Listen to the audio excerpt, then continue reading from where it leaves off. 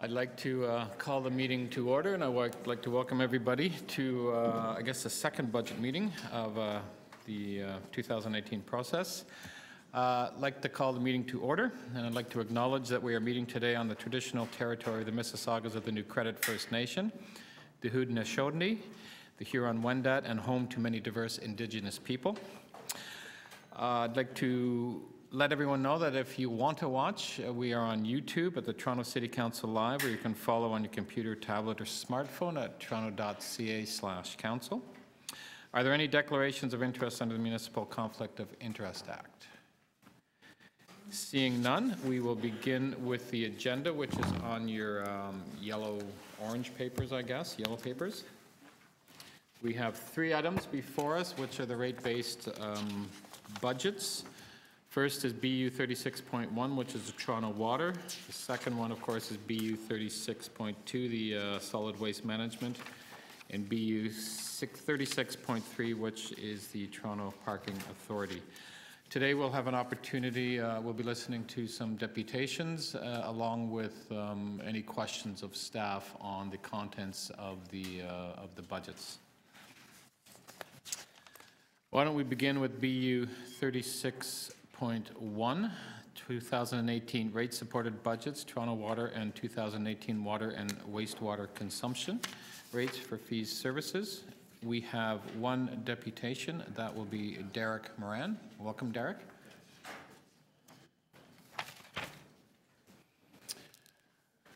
You'll have 5 minutes, and if any questions afterwards, well, you've been here before, so you know the routine. Welcome. I just want to say, by me speaking at this meeting, this shall not be deemed to be in any way my consent, expressed or implied, in doing so is fraud. God bless Her Majesty the Queen, and long live Her Majesty the Queen.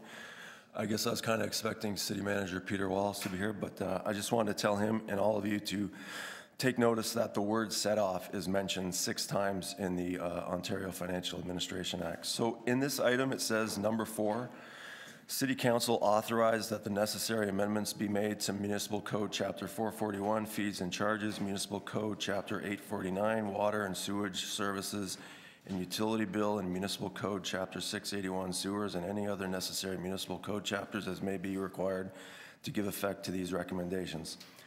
Well, I looked up Section 441-7, Payment of Fees and Charges. B, the following methods of payment will be accepted for the payment of fees and charges imposed by this chapter: 1, cash; 2, check; 3, money order; 4, credit card; or 5, debit card, where payment is made in person.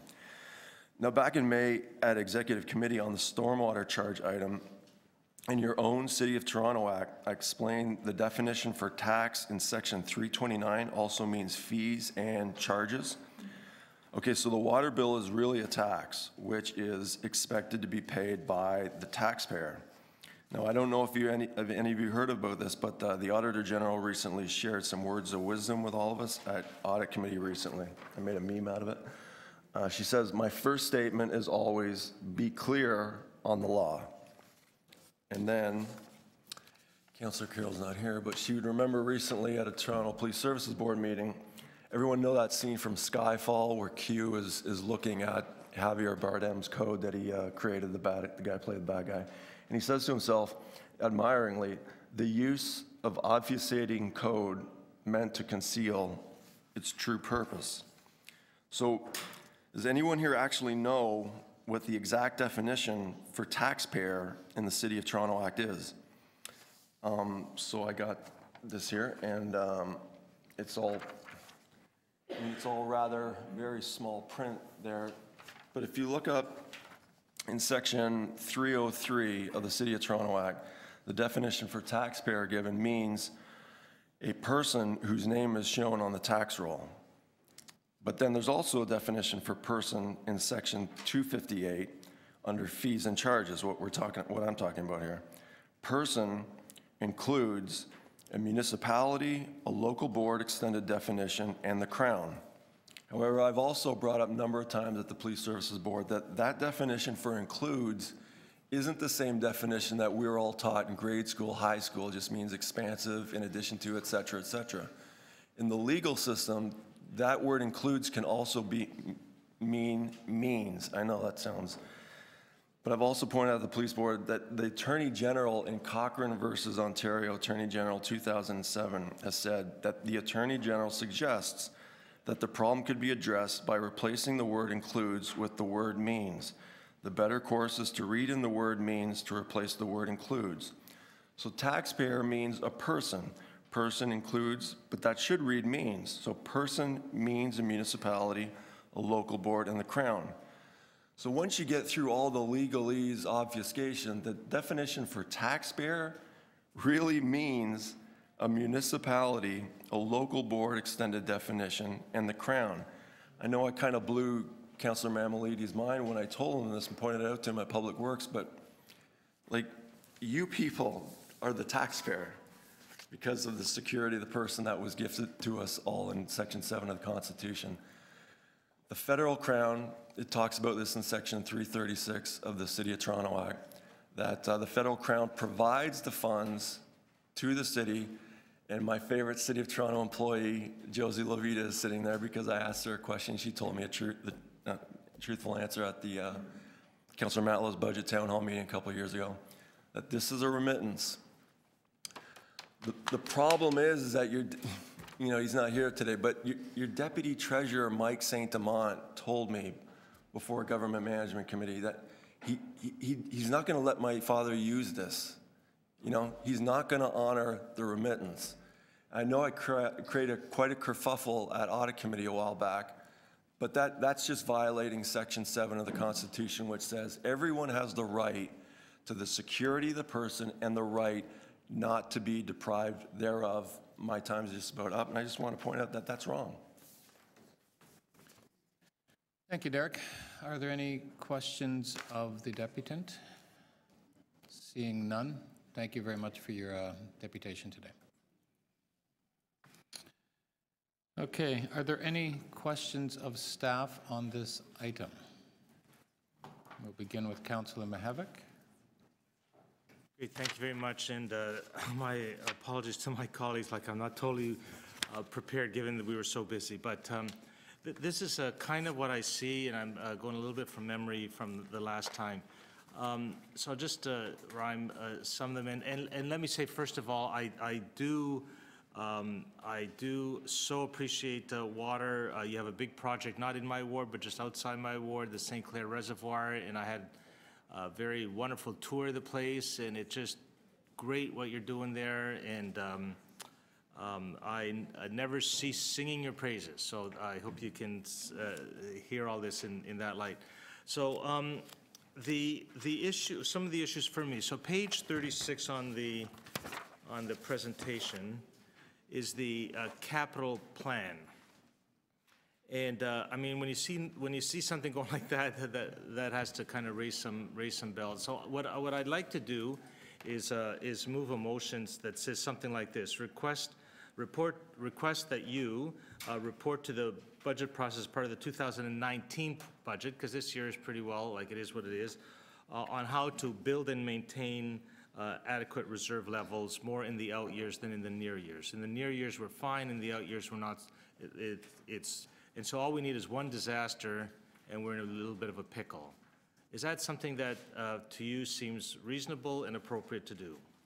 Through you, Mr. Chair, yes, we could provide options on what is an appropriate level of reserve that should be maintained, and then what the impact would be on the rate model over the 10-year period in order to maintain that reserve balance. Right, and you might say we got to do some capital smoothing. You might say exactly. Go from a 3%, it's got to be a 5% for another year, or 3.5 for 4 years, or whatever. Through you, Mr. Chair, yes, the options would be precisely that. It'd be either modification to the capital plans in order to maintain that reserve, or conversely, modification to the rate model to generate the revenue needed. Okay, so I'm going to try to put together a little bit of a motion on that.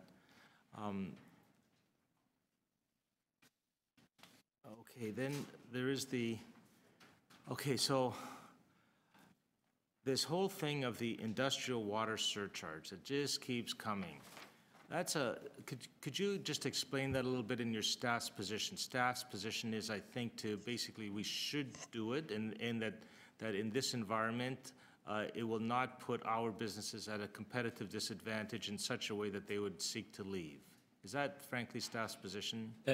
Through you, Mr. Chair, if we call it staff's position, there's multiple divisions and multiple staff members. So I'll talk about what Toronto Water's role was in that situation. And our role was to identify what the true costs of treatment are. That was something that we undertook, and we provided that in our staff report and documented the actual costs of treating over-strength industrial waste and set a framework for how to charge for that amount. Now, coupled with that, we did work closely with our colleagues in economic development as well as engaged industry. And in the final submission, there were options for council to consider and how to deal with some of the concerns raised by large water users and industry and the economic development community. And so council made an economic development policy decision to modify the rate. And that's essentially the staff position. It's done for economic development reasons. Our job is to document the full cost recovery component. So is it possible to get a water perspective brought to council on it? Because I think the way to do it, as I understand it, we have to kind of give notice if we're going to debate that at council, but we have to give notice for it here. So introduce a motion here, and then someone mentioned to me that I have to introduce something and then withdraw it, and then that's notice given, and then we can debate it at council. Is that, Mr. Chair, I'm in your hands on that. I'll ask, I think so. I mean, I know Councillor Layton's had a motion that he brought that I'm assuming you'd be moving on his behalf. Yeah, I don't have it with me. I don't know if staff has it. Yeah, I think staff have that. So I think the first thing is to move that, and you know, whether it passes or goes forward from the budget to executive. I mean, if it makes it, the one way to get up to council is if it makes it to council. Right. We'll have that opportunity to debate it. So that's one way to have that. Okay, so I'll move that at the appropriate time. I'm willing to pass the floor over, and then that'll give me a chance to look at these notes a little bit more, Mr. Chair. If other people have questions, I don't want to hog the floor. Yeah, I think there are a few more. Oh, sorry. Or we should just Deputy City Manager Libby? be aware that if there is a change in the rate, that there needs to be adequate notice. So it's really clear it's important to be clear about what we're intending to recommend. Okay, thank you. Other questions, Councillor Campbell? Thank you, Mr. Chair. Okay, I'm going to just go through the deck. So on page slide 15, the deck. You have the deck, I guess. 2016 capital contribution was 800 million. 2017, it's projected at 790 million. In 2016, what was the percentage of capital spent? Through you, Mr. Chair, the percentage of capital spent in 2016, I believe was 80%. 80%. The reason that you see a larger contribution to capital in the 2016 year is once we closed out the fiscal year, we had obtained greater than forecasted revenues because we had a very dry summer. So that additional revenue and the surplus then that we generated went into the reserve. So that's a reflection of the extra revenue, and so that's why you see a jump up in that year. Okay, and then if I go to page 21, recommended capital contribution 842 million, and spending this year, I believe we're forecasted we're going to be underspent by how much are we going to be underspent this year on the capital budget? To you, Mr. Chair, we're forecasting capital completion at about 79.2% this year. And what is that in dollars? In dollars spent? Yeah. We expect that total amount to land about 680 million range spent. We're taking in, so 680 million. I mean, what's the most that we've spent in any one year in capital? So What's the, is this the biggest year of capital spending? this year and last year were, but we have upcoming, if you look at the capital forecast plan, and I'll take you to Give me that page. slide 36. You can go to slide 36. Got it. If you take a look at that, what you see in 2019 and 2020 years is significant expenditures, as we're about to award some very, very large contracts. There's about 4 or 5 large contracts that will be awarded within the 2018 year, and they will have significant value. There's a slide here, if I take you to slide, that'll be slide 44. I was trying to put into context some of the large projects that will be awarded, and they're multi-year, so the cash will be spent over a 3 or 4 year period. You could see just those projects listed there, and Toronto Water has hundreds of projects it does a year. Right. I listed a dozen projects.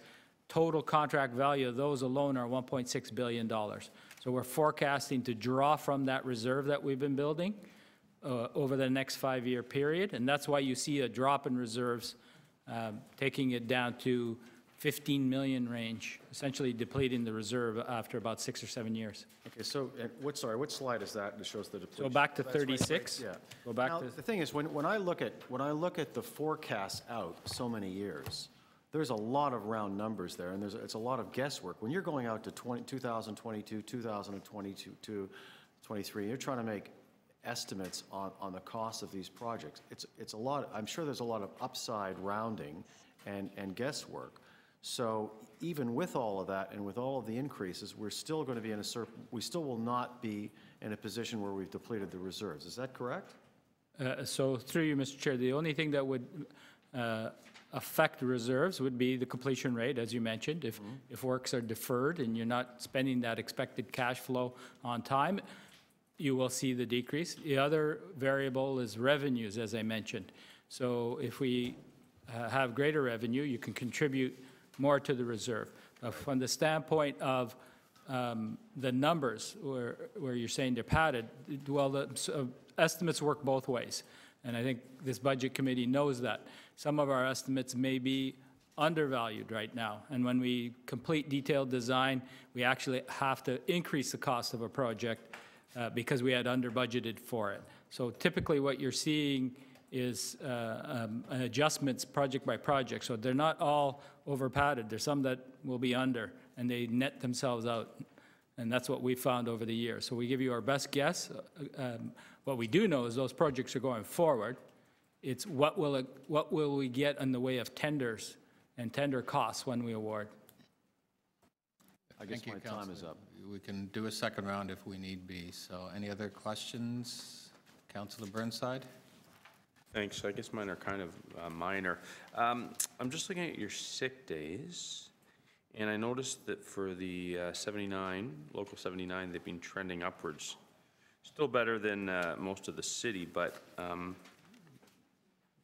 any comment on that? Through you, Mr. Chair, yes, we track our attendance, and we have an attendance management program, and we track it aggressively. We have noticed that upward trend as well, and we do analyze it. What you see is an aggregate of all employees in. What we tend to do as well is look at some employees that have some long-term illnesses, and we try to net them out to see if then we have a more normalized number. When we do that, we see that the numbers are still slightly higher, but not as significantly higher. So that's something that we're tracking and managing. Okay, so I got the tracking part, but where's the sorry, not to be trying to be funny or anything. I understand the tracking part. Where's the managing part?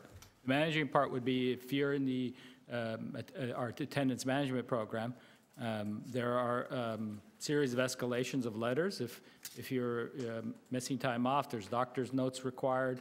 If we don't have proper justification, there's escalation procedures leading all the way up to potential termination if we believe that people are abusing their privileges on taking time off. Does it ever get to that point? Through you, sorry, Mr. Chair, can you please repeat that? Sorry, I didn't hear. Through the chair, does that ever get to that point? There are some that we do take to that point, yes. And then my last question is, the non-union employees, substantially different, is that all management? Through you, Mr. Chair, no. In Toronto Water, non-union also includes engineer classification or project manager classifications, and we have many of those. They are deemed non-union, but they aren't necessarily managers. They won't have staff that report to them. They, in fact, manage projects. And any idea why it's like a 4-day difference annually? Through you, Mr. Between Chair. the 79 employees at 9.22 and the non-union employees at 5.37. Through you, Mr. Chair, the only comment I make there is that that seems to be a very traditional spread where the non-union band has always been lower in comparison to some of the unionized staff, and that's something that we have noticed for many years. Okay, thanks. Any other questions from committee members? Okay, I just have a couple questions, and let me do mine, then we'll go to outside councilors. I think Councillor Davis may have questions, and if there's any others, we can pull it back into committee. Mr. DiGeronimo, with regard to the 10-year capital plan and the proposed 5% rate increase that we are doing, we have had, as I think everyone knows, incredible increases in water rates over the last 13 years, 9 over 9. We've done a couple years of 8. You're now suggesting or recommending a 5% increase. And can you just describe if there were any changes to that 5% increase, whether we're, I'd say, really going down, if there was a will to, maybe do 4 or 3% or some other number, what kind of impacts would that be to being able to provide the services that you need to do? Through you, Mr. Chair, or to you, Mr. Chair, each percentage point drop in the recommended rate increase would require us to look at removing about $120 million worth of capital over the 10-year period. So we would have to go back and readjust the 10-year capital program and use the priority setting matrix that council has given us. So we would have to first start reducing service improvement projects, which those would be basement flooding and wet weather flow projects. We'd also have to look at what couldn't be uncoordinated, because we do have a coordinated program, particularly within the next 2 to 3 year period. We bundle it with transportation. We'd have to look at keeping those on, and so what then would have to drop off in the near term. The earliest we would look at dropping projects would probably be about 2020, and then that point forward. So it'd be about a 7-year window of reductions. We'd have to take, if it was a 1% drop, 120 million out of that capital program. If it was a 2%, 240 million. Okay, so that would be, again, because I think you're recommending next year going down to 3% and holding that? Yes, that's been the council direction for planning purposes for many years, was the 2 8s, 2 5s, and then take it to 3% as a representative example of CPI for capital-related projects. So you're comfortable that the plan before us will be able to achieve that 3% moving forward in 2019 ahead? Yes, at this pace and the plan that's in front of you, this can be funded this way. The variables always are if projects are accelerated or if costs start to escalate considerably. That's something that we would look at on an annual basis and bring forward to Budget Committee and City Council. Okay, thank you. We'll go to outside councilors for questions. Councillor Davis, do you have questions of staff? I do.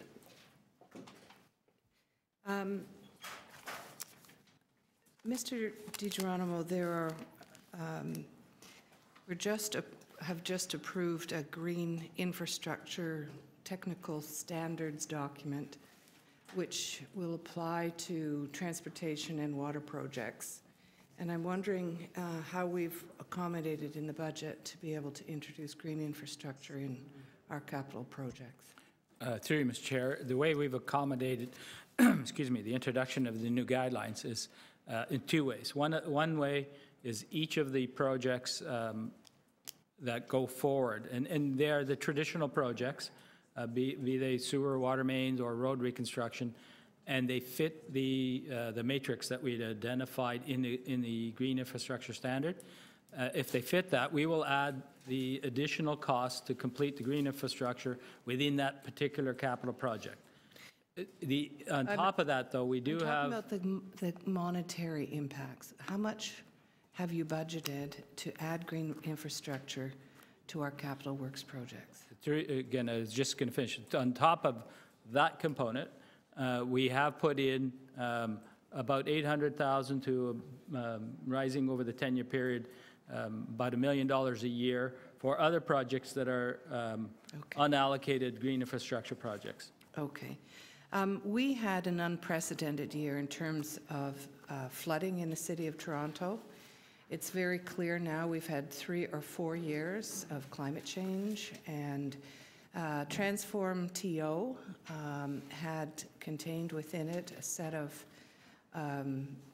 initiatives. And could you tell us how the Transform TO or climate change mitigation strategies are accommodated in this budget? Through you, Mr. Chair, on the mitigation front, a lot of the work that we're doing with respect to reducing energy use in Toronto Water, we have a detailed energy optimization plan.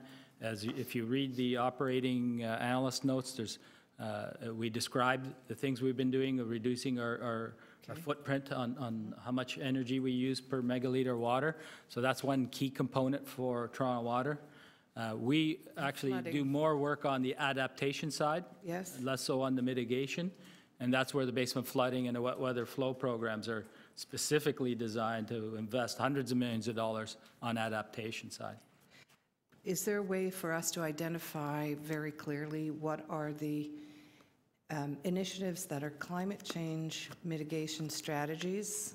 I think all of us are very concerned about flooding in the city of Toronto, and I think other than basement flooding, wet weather flow, I understand, is also intended to stop combined sewer overflows, and it's a pollution prevention strategy. I'm just wondering if there's some way you can report out to us, maybe a briefing note to show us how are we in addressing flooding. Maybe you can't answer that, but I would say that we did provide an update report on basement flooding and our wet weather flow program not just just this spring. basement flooding. I'm talking about the island was flooded. Our beaches were washed sorry. out. So, Mr. Chair, if I understand the question correctly, talking about then lake levels and riverine flooding, that's something that the Toronto Water doesn't have full jurisdiction on. That's the Toronto Region Conservation Authority, as well as the province have greater jurisdiction on dealing with riverine flooding. We do work with them, so that's why we wouldn't report specifically on that. We could coordinate with them a report, but you would have to ask TRCA to also participate. Well, I understand, but TRCA has put before us a bunch of requests. Climate change study, they've got other requests that are unfunded in the budget. So if I can find that list of 45. It's on slide. Has someone already asked about this? It's slide 45 in the presentation. Yes, we talked about it at the last meeting, that those were submissions made to the city and provided to Ms. Levita for consideration as part of the TRCA budget. There's been no decisions yet made on whether those projects will proceed and be funded, and then and with respect to how you fund them as well. There's notations on that slide that indicate that the funding sources would be a mix of property taxes as well as some from rate, and those determinations haven't taken place. So all we did was show what the ask was. We have yet to sit down with them and clearly identify which ones are true priorities. And that would occur, I believe, when the TRCA budget happens in January, February. And how do we address any of these in the water budget? Through you, Mr. Chair, we've got already in the water budget the TRCA standard funding, as well as extra money for erosion control. So the ones that council's already adopted with other separate reports that we brought forward in previous years. If council wanted to add additional projects, we would have to consider it as part of a go-forward plan, because any additions to the capital program as designed without a change in rate means we would have to move projects in and out of our capital program in order to accommodate it. Thank you, Councillor. We'll go, I think there's some questions back with the committee, so we'll begin with Councillor Nunziata. Yeah, just going, actually, Councillor Davis's questions with the basement flooding at TRCA. So, in my area, where we had all that flooding, where the channel is at Weston and Humber Boulevard, which should have been priority, you know the area I'm referring to, right? Okay. So, and a lot of that is TRCA. So when that flooding happened in 2013, as you know, TRCA attended these meetings and indicated, well, the city is not giving us the funding, and that's why we're not doing any improvements in the area. Lou, are you listening? Okay. So it's my understanding since then, we've been increasing the water rates and we've done EAs, but yet when I asked you the question a couple weeks ago on that particular area, you indicated to me there's complications. So what I don't understand, why doesn't TRCA have it in their budget? Why don't we have it anywhere in the budget when that was priority? Through you, Mr. Yeah. Chair. So what we did put in the budget is the funding to complete the environmental assessments, and there was 2 of them that had to be undertaken in the area that you're discussing. That's the Rockcliffe area, Yes. Major floodplain, with homes and buildings there. Right. The Toronto Water has completed its EA, and the TRCA now has also completed its EA.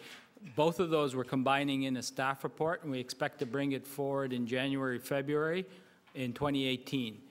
There are significant cost implications to the solutions, and we're going to bring that forward in the report. It is a very complex area, as I described to you, as you have the Black Creek running right down through with homes very, very close. Right. You have the infrastructure right in the floodplain, and so what we had to do is marry up those 2 plans on how to protect those homes, either using berms, and then what happens if you don't do that work. Even if I fix the sewers, would that help those homes or not? So we're going to report back, very detailed report coming in January, February, specifically on that issue.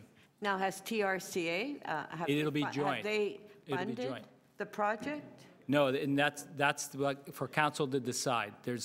We will provide the cost estimates for the TRCA identified works, as well as for the Toronto Water identified works.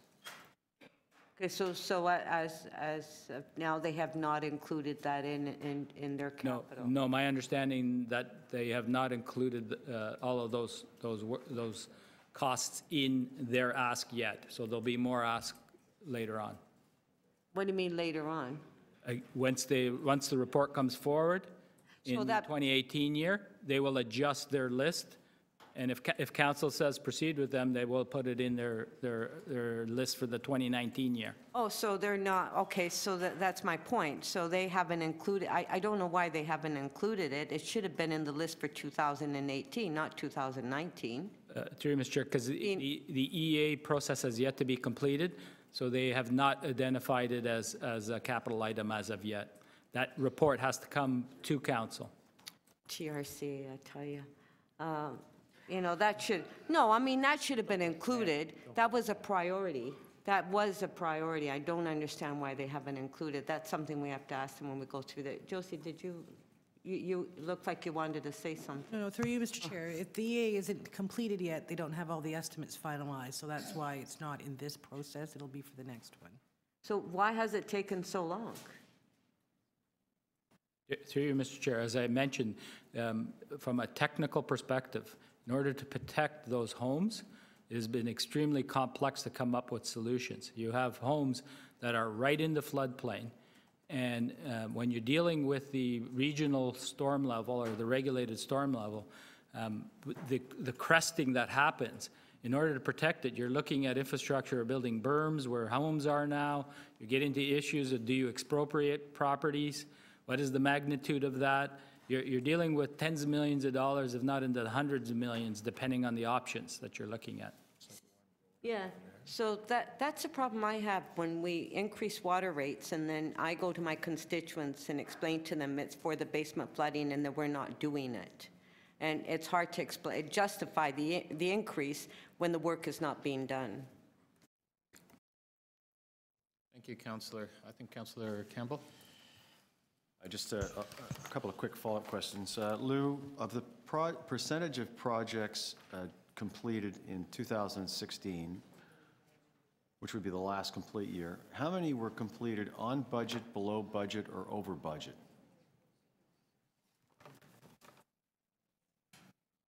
Through Mr. Chair, I don't have that statistic with me. I could only go by the number of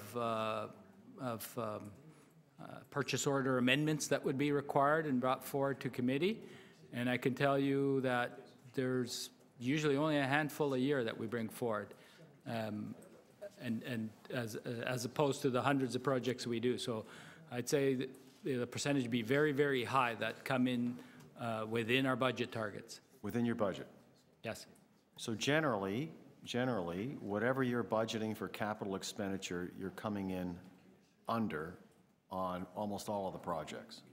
Through you, Mr. Chair, not when I say under budget, and you say all, as I indicated, some don't. We have to bring forward.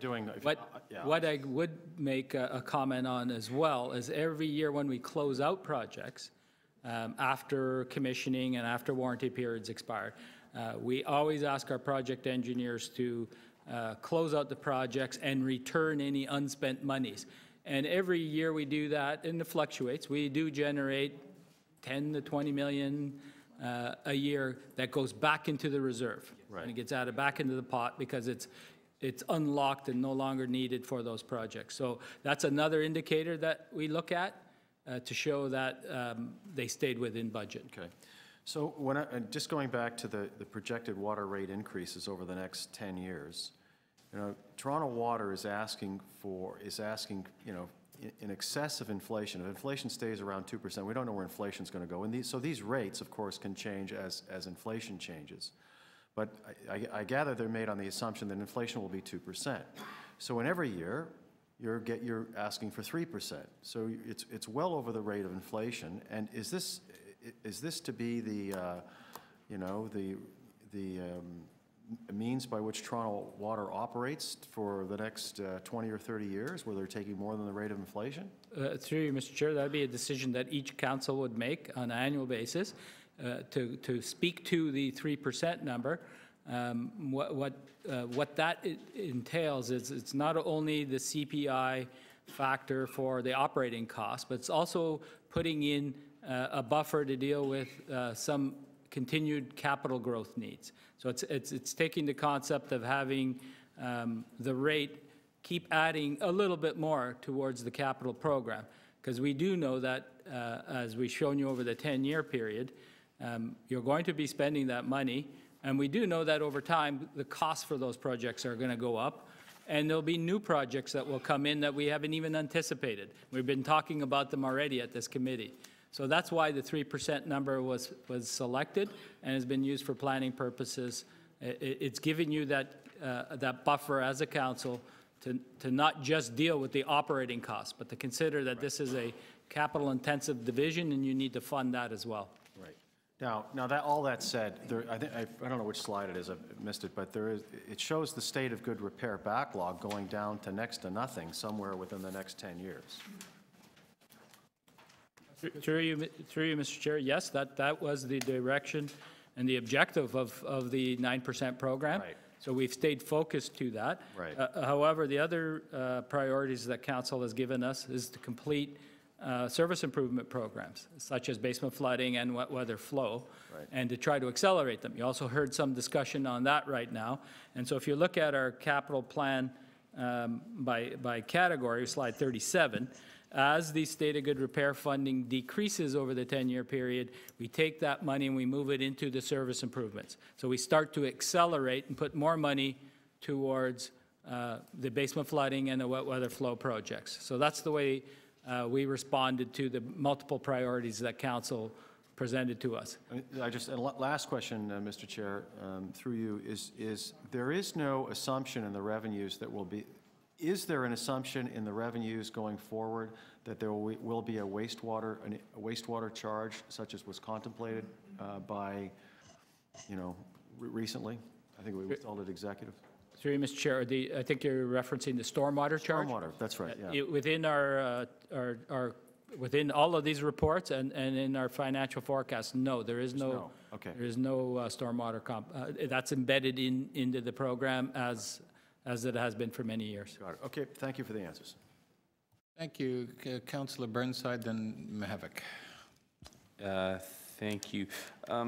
Through you, I just wanted to confirm that the numbers that you gave me you provided last week, that 23% of our sewers are combined currently. There's a 25-year plan to deal with it, and we're on track to have it dealt with a total elimination by approximately 2030. Through Mr. Chair, yes. The first phase of that is actually out on the street for pricing right now, and we hope to start some construction late in 2018. So phase one of the large tunnel projects is about to begin. So, yeah, okay, so my math's not great, but if the whole thing began in 2003, why is it taking 15? Thanks, Shelley. Why does it take 15 years to get into phase one? Through Mr. Chair, a couple of reasons. First one, we had to complete some environmental assessments, which we did in 2006, 2007, 2010 time period that laid the framework of identifying those large solutions. The second thing that occurred was always within the wet weather flow master plan, there was a very small component for basement flooding, but it was a minor component until we had a very large storm in 2005. And then we received direction from council to increase that program dramatically. And so we did that, and we had to reprioritize the order of work. So basement flooding projects took a greater priority over proceeding with those large projects. So in order to fund it, we had to move it around in our 10-year plan. So basement flooding went ahead of it. That's the primary reason. So it wasn't funded in that period, but now the funding is going to be there. That's correct. It's marrying up the funding with the ability to proceed with designs. Right, and thank you. And so I think what you said last time, if we wanted to expedite things, and I forget how fast we could do that, we'd have to increase the water rates by about 5% additionally per year over the next 3 years, which is somewhere in the range of about $150 in total, correct? That's correct. If you wanted to move more projects into the back end of the 10-year program, you would have to be generating that revenue stream. You'd have to start raising the rates to do that. More. And if I'm not mistaken, although when I look at the residential water costs, we're in the middle, but it's a very tight range, if I'm not mistaken. I think we're about $115 lower than the most expensive municipality and about $113 higher than Hamilton, recognizing that Peel has stormwater funded by property taxes, right? That's correct. So over time, our program, we were much lower. We were in the lower band. We've been slowly moving upwards and getting closer to the other municipalities. Right. And if you raise rates by the $50, which I guess is really another 5%, how much would, so just one rate hike, how much would that, in terms of years, how would that expedite it? And how many years would it knock off? I'd use the same formula that we talked about before. If you wanted to increase by a percentage point on future years, it would generate about $120 to $130 million over that 10-year period. So if you divide it by 10 roughly, it'd add about $10 million, sorry, a cash flow that you could look at to move projects. Now, with the size of the wet weather flow projects, a $10 million cash flow in a year is not that significant. That's why Right. you have to look at reordering your program as well. Okay, and so basically the TRCA, like Serena Gundy and all those areas, for the next 25 years, they're gonna just at times smell like a sewer, right? Is the reality? The reality is we will not deal with all the combined sewer overflows until all that infrastructure is built. You will get some improvements along the way in certain areas, but until we build that infrastructure, it's as it is today. Okay, thank you. Thank you. Councilor Mahavik. Yes, thank you very much. There's nothing here on the lead pipe replacement program. If I remember, I asked you, and I think we have about 6,000 left. So my question is this, and I remember the days when we had like 60,000 left, so we're right at the tail end, and it would be There's very- about 30,000 hold on, left. Let me ask the question. Just wanted to get it right. Yeah, okay, well, you can, when you, in your answer. So what I'd like to do is ask you, not for this budget, but preparing for next budget, what does it take to basically clean that up so that we can say Toronto is lead-free in our water system? I think that would be a good goal for perhaps next term of council. I'm wondering what your thoughts are there, what it would be. Through you, Mr. Chair, and our answer, we did bring a report forward that actually modified the program, that slowed down the standalone lead program, essentially eliminated it, because the science that was coming out at the time indicated that doing partial replacements would see a short-term spike in lead levels in homes. So in North America-wide, the industry stopped promoting the standalone program, and that's the only way you're going to eliminate it more quickly. What council has decided to do is continue changing partials when we're doing the water mains, do it all together when we're going down the street, or if a homeowner chooses to change out their service, the city then has said they would do their side. So we have the priority lead replacement program that we encourage people to access. So it will take longer. There is no way to accelerate it without going back to a standalone program, of which we wouldn't recommend. Jointly with Toronto Public Health, we work with them, and we wouldn't recommend doing that. It's not financially driven, it is basically, I'll call it programmatically driven. Right now, it is driven by program as well as demand by homeowners. The decision that we took was based on health issues, Okay. as opposed to money issues. Okay. On the TRC, just so I understand it, so the ask from the TRC is 26, for 2018 is $26.5 million. That's not in here. That's going to be dealt with later. And you're going to basically, or Josie, through the TRCA budget, you're going to say, okay, I don't know, it's not going to be 26, it'll be 20, and we're going to take 10 from their reserves and 10 from tax supported. Is that something like that? Is that the process? Through you, Mr. Chair, the process is, yes, we'll be looking at the TRCA budget as part of the tax supported review process. We'll show you what they've asked for above the line and what's been included, coming forward. And then we need to chat about what's below the line. But just to be crystal clear, that list of unfunded items in TRCA are not all necessarily related to Toronto Water. Yeah. So you will say, okay, this is their list, TRCA, but we will fund that through basically taking from their reserves because we're not dealing with that now. For the portions that we, at the end of the day, as council, say are above the line, therefore we will have to pay something for it, then you'll do an analysis, say this is the water piece of it, and where will you get that money? You'll take it from their reserves, right? Through you, Mr. Chair, not quite like that. I mean, you're dealing with Lou's budget now that's built in $152 million.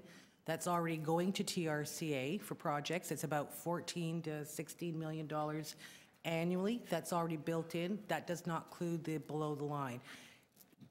Truly, if there is an adjustment that you want to do something in the TRCA budget that's going to impact Toronto Water, then that's essentially a decision that'll have to be made by council and a report back and a reopening of Lou's budget. So but right now you have 14 to 16 kind of enveloped. Yes, right now, in what we're funding above the line in the Toronto Water budget is about $150 million over the 10-year period. Oh, I see, okay. So they're already getting money on the priority projects that council's already identified and the critical issues that have emerged.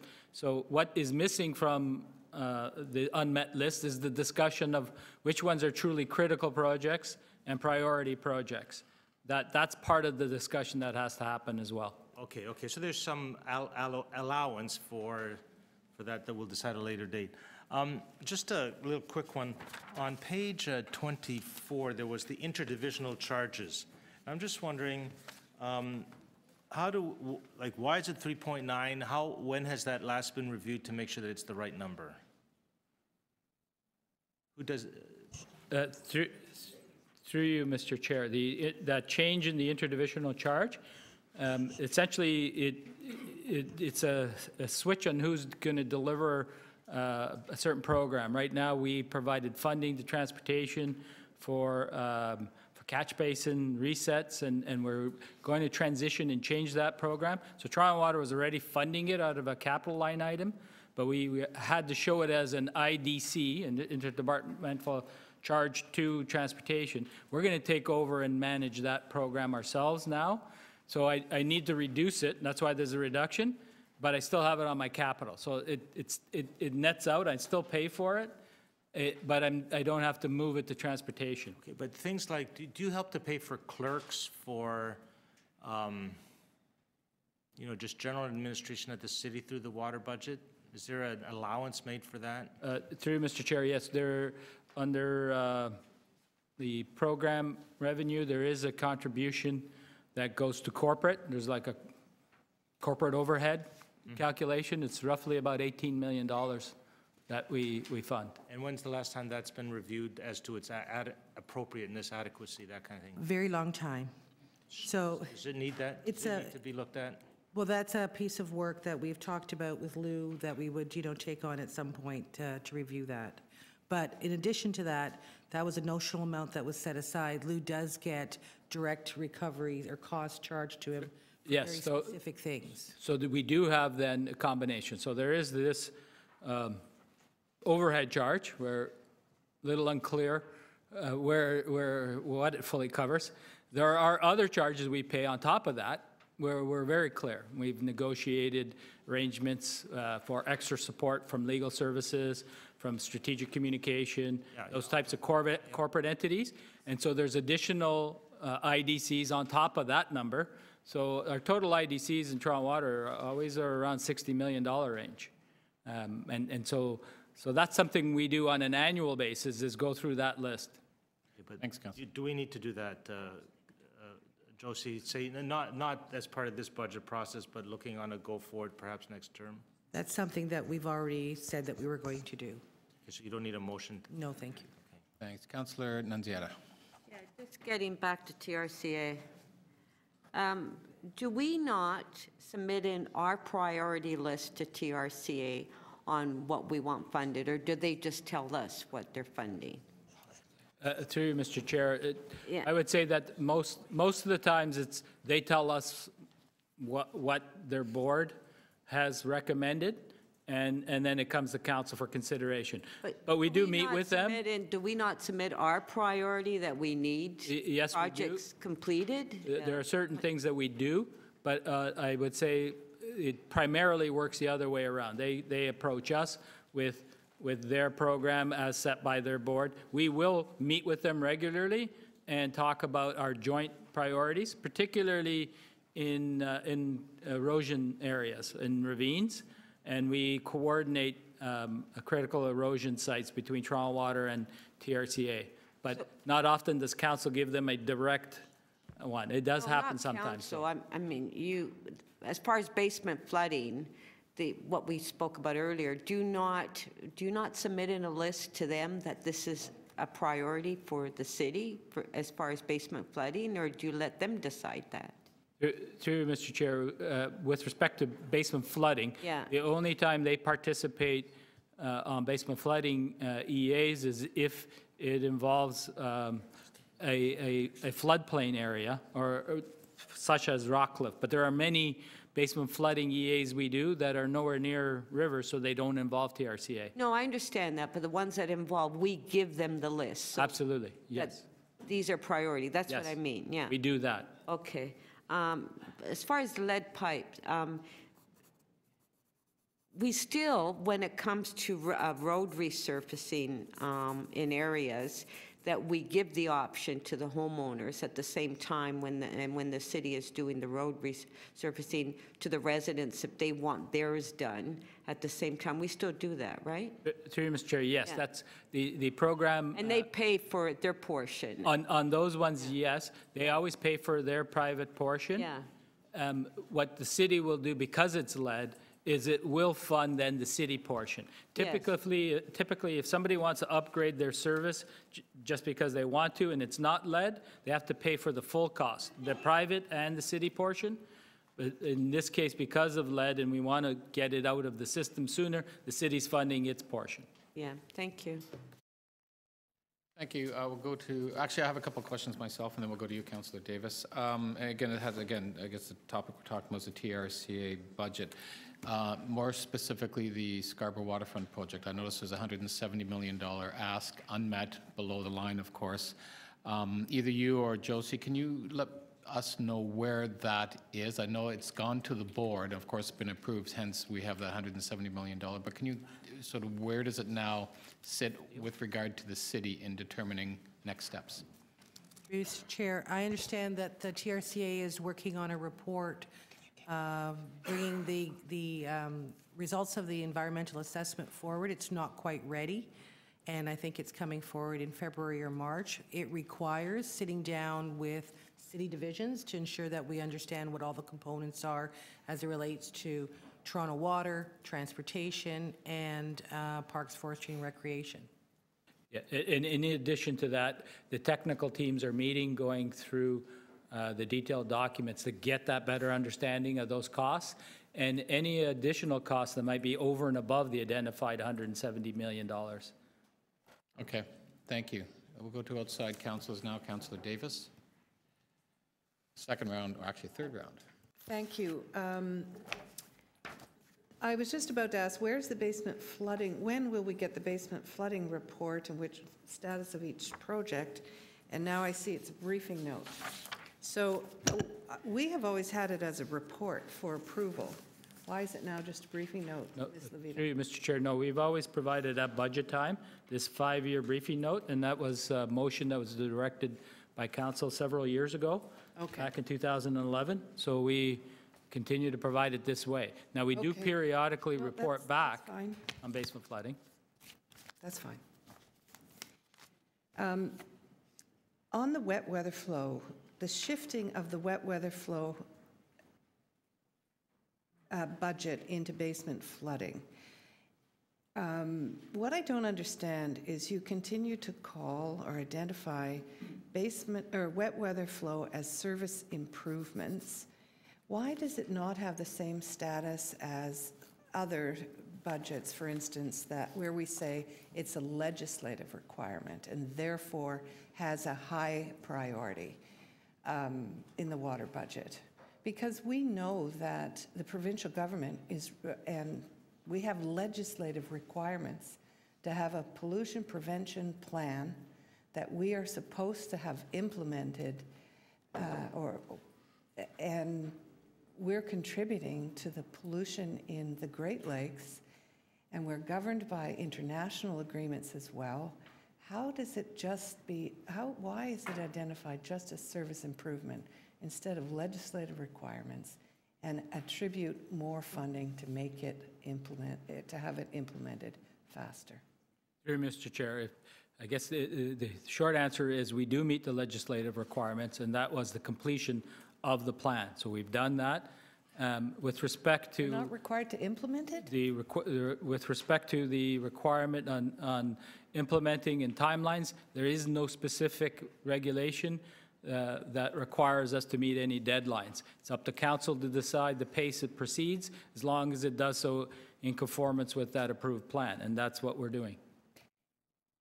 Okay, I'm going to ask more questions offline about the Great Lakes agreements, and because the longer we push off this program and not take it seriously, the longer we will have our ravines and creeks and waterways smelling like sewers and acting like sewers, frankly. I did want to ask, though, Mr. DiGeronimo, you said we learned about, we got new public health information, and now we know when we break the pipes, there's a spike in lead, and that there are health issues. And yet, every single year, we go out through our construction, regular construction projects, break pipes to replace the city side only, and have no incentives to assist residents in replacing the private side. Does that concern you? That thousands and thousands of those pipes are being broken by us when we replace our side of the pipes? Through you, Mr. Chair, we brought forward a report that looks specifically at that issue, and council decided not to proceed with any incentives. What we do have in place instead is we provide a faucet filter every time that we do work to a homeowner, and as well, if they need a replacement of the filter, we provide an additional filter. That covers a period of usually 6 months to a year, which is what the research showed the elevated levels typically last. So there is some mitigation to that that the city is contributing to. So our answer is to give people a filter instead of assisting them. There are other jurisdictions, are there not, that actually have tackled this issue of replacing and assisting the private side replacements because they believe there is a concern for continuing to have broken pipes and private side lead pipes? Through Mr. Chair, yes, there are some jurisdictions that have done that. Thank you. Could we get the priority matrix that was referred to for capital projects? Is this a document that we can have? With respect to the general one, where it's state of good repair, that's one I was referring to, or the Green Street one? I referenced two matrices. Oh, could we have both? I don't understand more detailed one we did provide in our report on, it's in the appendix of the green infrastructure one. There's a matrix to use there. Right. With respect to when we prioritize our capital program. Yes. That's a policy that we follow. Deals Where with can I health and find it? safety. Well, I believe they're provided to us in the capital background notes when we're preparing our budgets. Josie? No, but can we see how you're prioritizing? Is there a priority matrix that we can see? Because I think wet weather flow is a priority, and somehow it continues to be identified as a service improvement, and we've continued to put off the wet weather flow. I'm not saying you've put them off. They're obviously, the Dawn project is going ahead finally after 15 years, but... Councillor, you're at 6 minutes, so... Okay, can we get the priority matrix? Through Mr. Chair, it's the ones that corporate provides to us as giving a breakdown and categorizing our projects between health and safety, state of good repair, legislative, service improvement, and growth-related projects. Those are the categories provided. We define our projects that way, and they're identified in the analyst notes that way. So you have it already. Okay, so I can see in your capital plan how you've prioritized, what ranking you're giving it or something. I believe in the chapter appendices, it does show the categories. Well, you have it on the aggregate level, but I believe if you want to look at project specific, I believe the chapters also have the categories identified. Okay, thank you, Councillor. Are there any, we've done, I think, 3 rounds of questioning. Doesn't appear to be any more questions of staff. Just want to let everyone, so we have an opportunity, just sort of process-wise, we have set aside, of course, today for questions, and I wrap up, I believe, in 2 weeks, if I'm not mistaken, for the rate-based. There is an opportunity, of course, to put motions together today. And I just want to get a sense from the committee on whether or not there was a willingness. We can move motions and we can pass and make decisions today. It has been past practice to sometimes go to wrap up, but and it's also been past practice that if we have all the information we need, we can make the decisions on any of these three rate base today that would be going off to executive in 2 or 3 weeks. So I just want to get a sense from the committee on where they are at on this particular item and the other two when we get to them. Council, I appreciate that. You are not part of the committee, and I'm asking the committee right at the moment. Councillor Mihevik.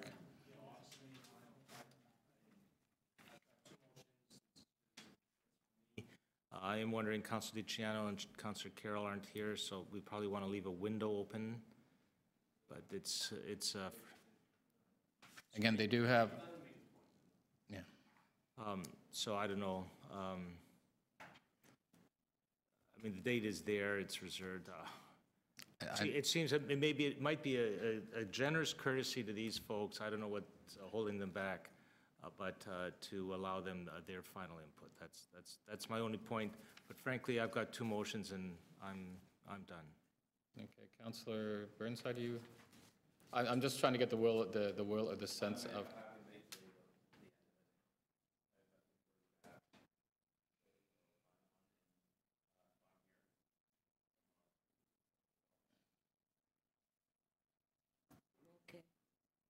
Okay. So I get this. I get this, and first of all, I respect the fact that there are two of our colleagues aren't here.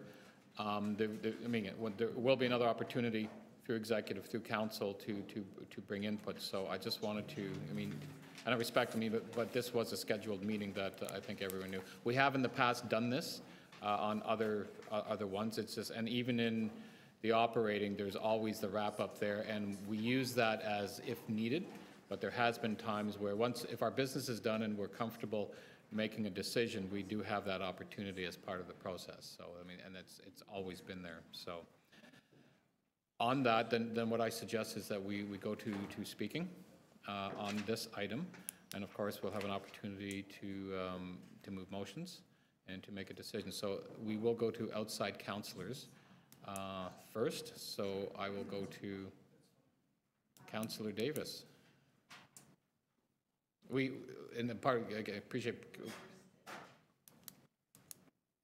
you have an opportunity to speak to the item.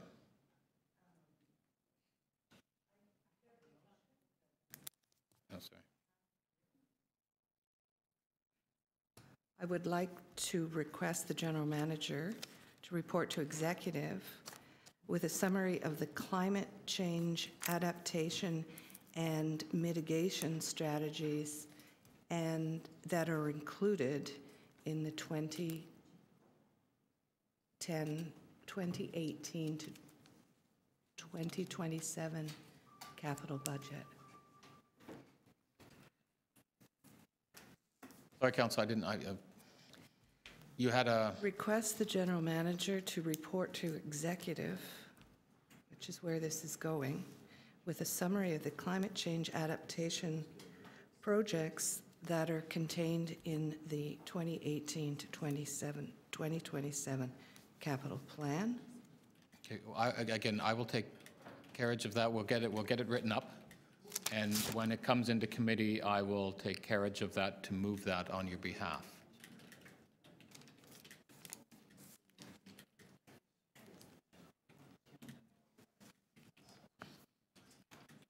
Are there any other comments, Councillor, do you want to make about the overall budget? And we'll deal with that. Don't worry about that, Okay. as we'll have a bit of time to do that. Yes, I would, actually. Thank you very much for reminding me that I have some time to speak. There are two areas that continue to concern me every year in this water budget. One of them is our implementation of the wet weather flow master plan. The wet weather flow master plan, as Councillor Burnside points out, is to address combined sewer overflows that go into our waterways right across the City of Toronto. And I will never forget when the Ontario Waterkeepers came and showed the pollution that our creek that's in my community that is so valued is crystal clear before it enters the city boundaries. And by the time it enters the Don River, it is one of the most polluted bodies anywhere. And that's as a result of combined sewer overflows. We have pipes that every year overflow, and with stormwater surcharging all the time as a result of additional extreme weather, this problem is worsening. Now, in 2010, we cut $10 billion out of the 10-year capital plan, $1 billion out of the 10-year capital plan. And we've had to restore it over time since then. So one of the reasons Lou didn't mention was that we did cut this budget significantly. Yes, there was basement flooding, and so as a result of these extreme climate change events, now they're having an impact on people's basements. And I think it's important that we understand as a city what we are doing to contribute to mitigating these severe weather events for the future. We have all seen the Don Valley Parkway flooded, Union Station flooded, subway stations flooded. We have seen incredible events happen in our city as a result of climate change, and it's going to get worse. And I think we need, as stewards of the city, to understand exactly how it is that we're addressing it. The second issue that still continues to concern me, and I don't have a motion ready today, but I will move one, and that has to do with the lead water program. The lead water service replacement program did used to have a standalone program where we would go out and replace the pipes. Mr. DiGeronimo is also right, though, that there was no point in going out and breaking the pipes if the other side of the pipe, the private portion, was not going to be replaced. But we are doing that ourselves. We are breaking pipes and replacing the public portions. And we say, don't worry, we'll give you a filter. There were 64,000 pipes, and every year we guess at how many are left because we don't have good records. We don't have any records of the private side, and it is a public health issue. So there are other municipalities who have taken this more seriously than we have and have put resources and financial incentives in place to encourage people to replace their pipes. It is not an easy task, and I recognize that, but there have to be better ways to give people better notice, longer notice, so that they will prepare for it and to provide incentives to help them to do it. Other than that, I am concerned about the fact that by 2025 our reserve will be gone, and we have not got any other way at this point to generate revenue for Toronto Water. Council rejected a stormwater charge, which in the first year was going to be net neutral, but could have been a source for addressing our infrastructure challenges in the city. And so the only option is to continue to increase rates. So cutting, as Mr. DiGeronimo said, even a 1% reduction is a $120 million capital cut. We can't possibly reduce the rates that are before us. We have demands way in excess of what's here. And so I think we need to be looking at new ways to generate revenue for Toronto Water. Thank you, and take the advice that we got from our staff around how to do that. Thank you. Thank you, Councillor Davis. We'll take it into committee now. Speakers to the item. We'll begin with Councillor Campbell. Okay, so I have a motion that staff will just put up on the screen, and it's basically to say that it's to encourage. It's to encourage the reduction of the increase from 5% to 3%. So it's not actually factual that we will be out of reserves by 2025, because in a typical year, in 12 of the last 16 years, the budget is underspent. In only 4 years has the capital budget been overspent. So I'm not satisfied that the sort of pro forma forecasts going out 10 years are accurate, to the nth degree. And I feel that, the taxpayer, the homeowner, has borne the burden of years and years and years of increases, and they will still be bearing the burden of increases in excess of inflation for another 10 years, even if we don't reduce it to 3%. I'm also not satisfied that in a department of over 1,700 people that 9 new positions are needed. And so I'm going to move this, and whether it passes or fails, I just want to make my statement that I think that Toronto Water is awash with money, and the capital projects that are on the books are obviously essentially needed, but I think the forecasts for the future are based on a lot of loose estimates, and I think that I don't necessarily feel that this take from on the water rates is necessary at this particular time. That's it, Mr. Chair. I just want to say Thank you, Councillor. Any other speakers? Councillor Burnside or Mahevik? Councillor Mahevik. Sure. I have 2 motions. One is to request, and obviously I'm not going to be supporting Councillor Campbell's motion. My first motion is to request the General Manager of Toronto Water to report to the Budget Committee as part of the 2019 budget process on strategies to build and maintain adequate reserve levels. And I know folks have looked at it, but if you look at page number 36, you will note that the reserves are really being depleted in the out years, 2024, 2025.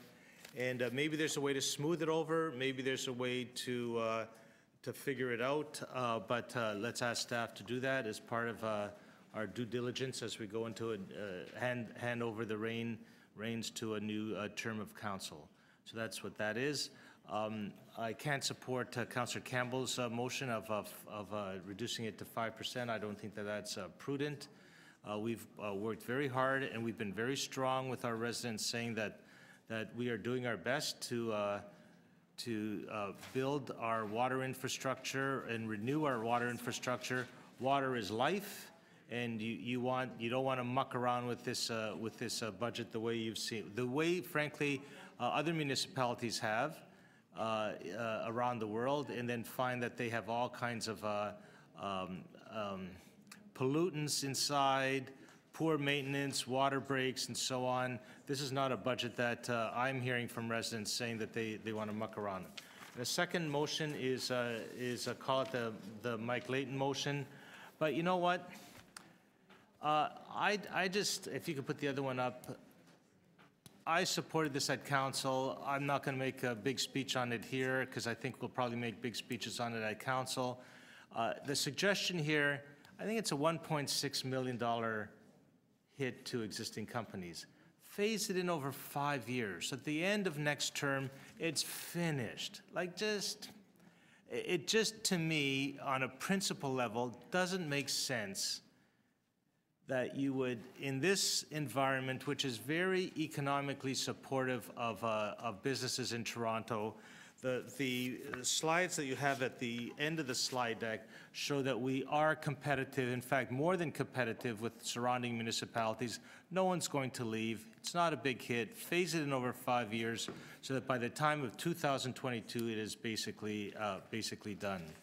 I think that's all I have to say. Thanks. Thank you. Other speakers? Councillor Burnside. Thank you. I guess I don't have a lot of friends here because I'm not supporting anybody. And I also have, apparently I have a motion that I do need to move, so should I move that before I speak, I guess, right? Do they have it? Is that the one you? That's the one, yeah. So should I wait? So if you don't, just read it, and then I'll take it up. Oh, okay.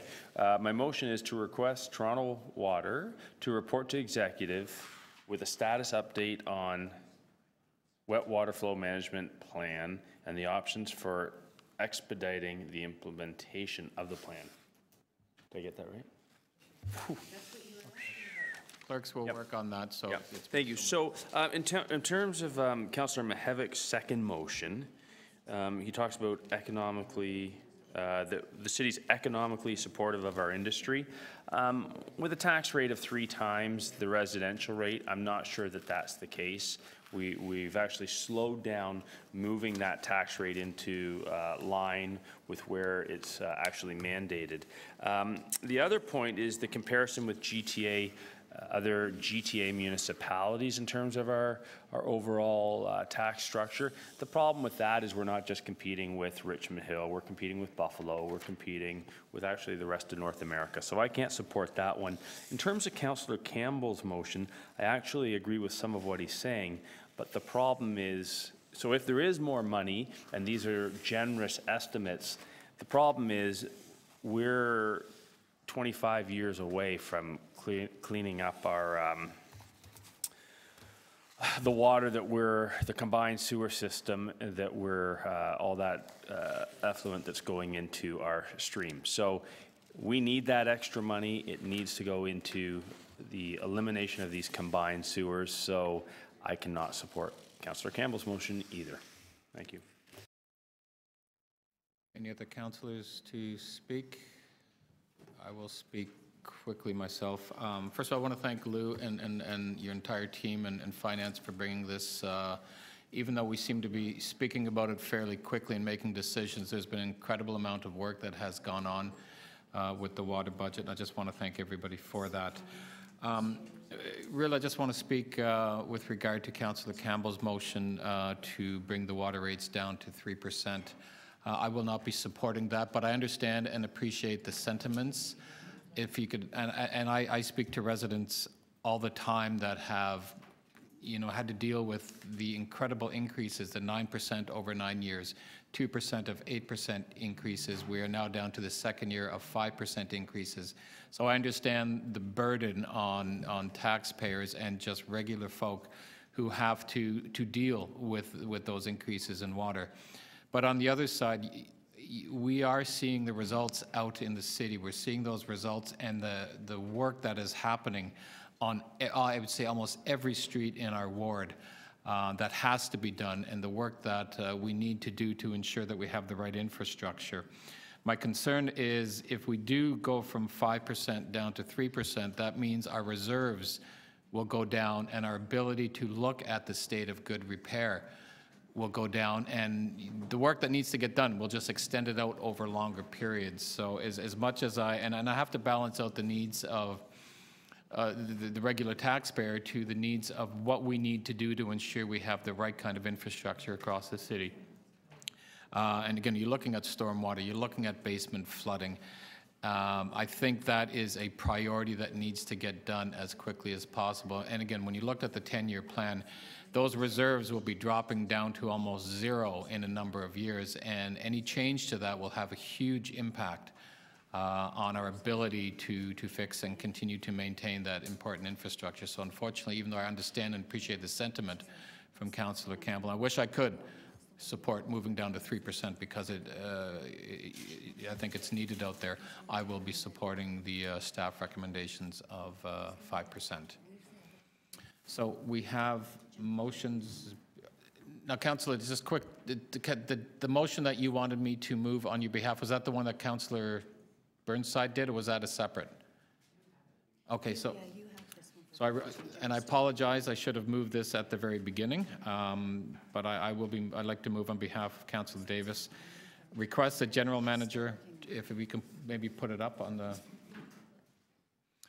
request the General Manager, Toronto Water, to report to the Executive Committee on November 29th, 2017 with a summary of the climate change mitigation strategies included in the 2018 to 27 Toronto Water Capital Plan. So I'll move that. That will be going to Executive in probably about 3 weeks, as I believe. I don't think there's any other speakers to the item. Do we have all the motions?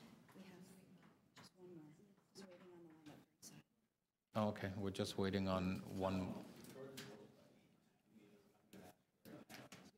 one more. If we can just wait 1 minute and we'll...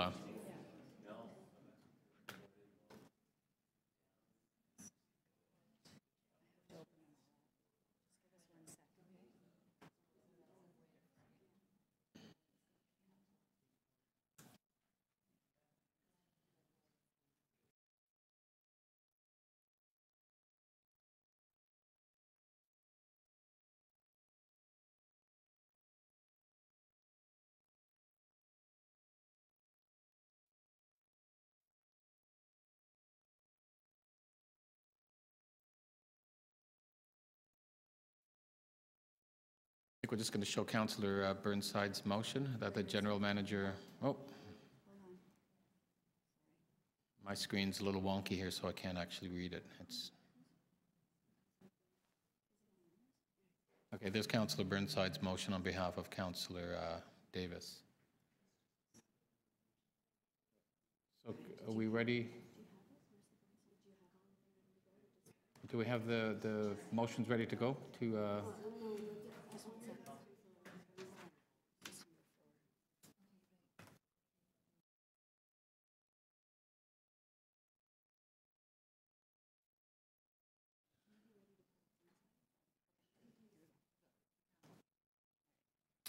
Okay, I think we're ready.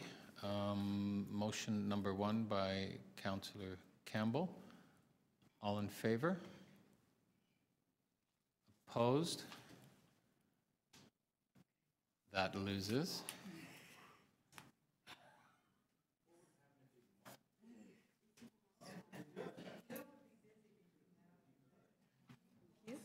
Next motion.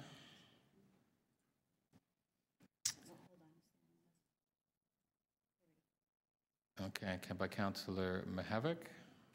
All in favor? Opposed? That's carried. Second one by Councillor Mihevc. All in the Mihevc/Layton motion, I guess. All in favor? Opposed?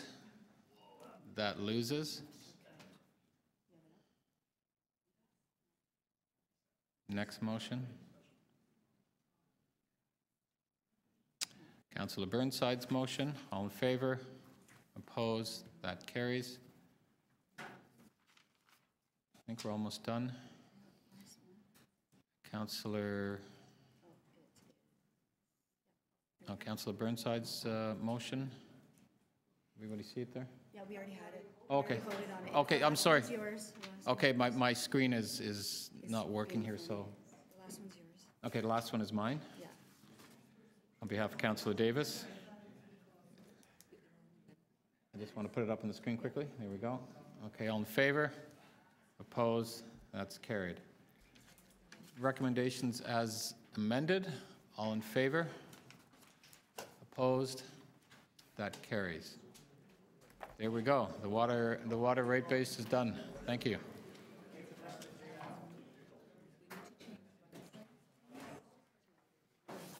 And thank you, clerks, for pulling that off fairly quickly.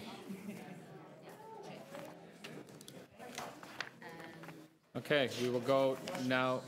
Questions of We're going to do that. We're just going to be a... Oh, no, we have a dep. We have a deputation. Yes, we have a deputation. Can I have the, we do have deputations on the next item, so can I have staff, if we can do the transitions with staff as quickly as possible? We're now on to BU 36.2, the 2018 rate-supported budget, solid waste management services, and recommended 2018 solid waste rates and fees. Welcome, Emily. Just give me about 30 seconds until we go to...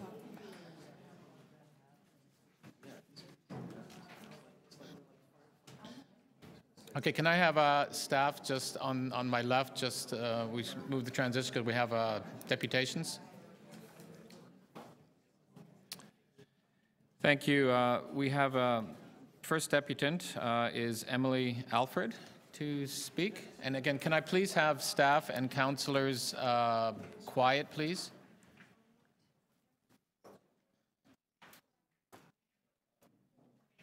Welcome, Emily. You'll have 5 minutes and an opportunity for questions after that.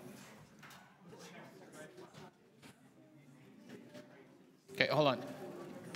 Councillor Burnside and Councillor Campbell and staff, we need to listen to the deputation. Thank you. Yeah, I couldn't quite figure out who you were, Councillor Campbell Carroll. Okay, thank you. Emily, you can proceed. On? Yeah. It's on now. Oh, there it is. Okay. Good morning. I'm Emily Alfred. I've spoken to many of you before. I'm the waste campaigner for the Toronto Environmental Alliance. We're an environmental organization, and we have more than 50,000 supporters across Toronto who want to see a green, equitable, and zero waste city.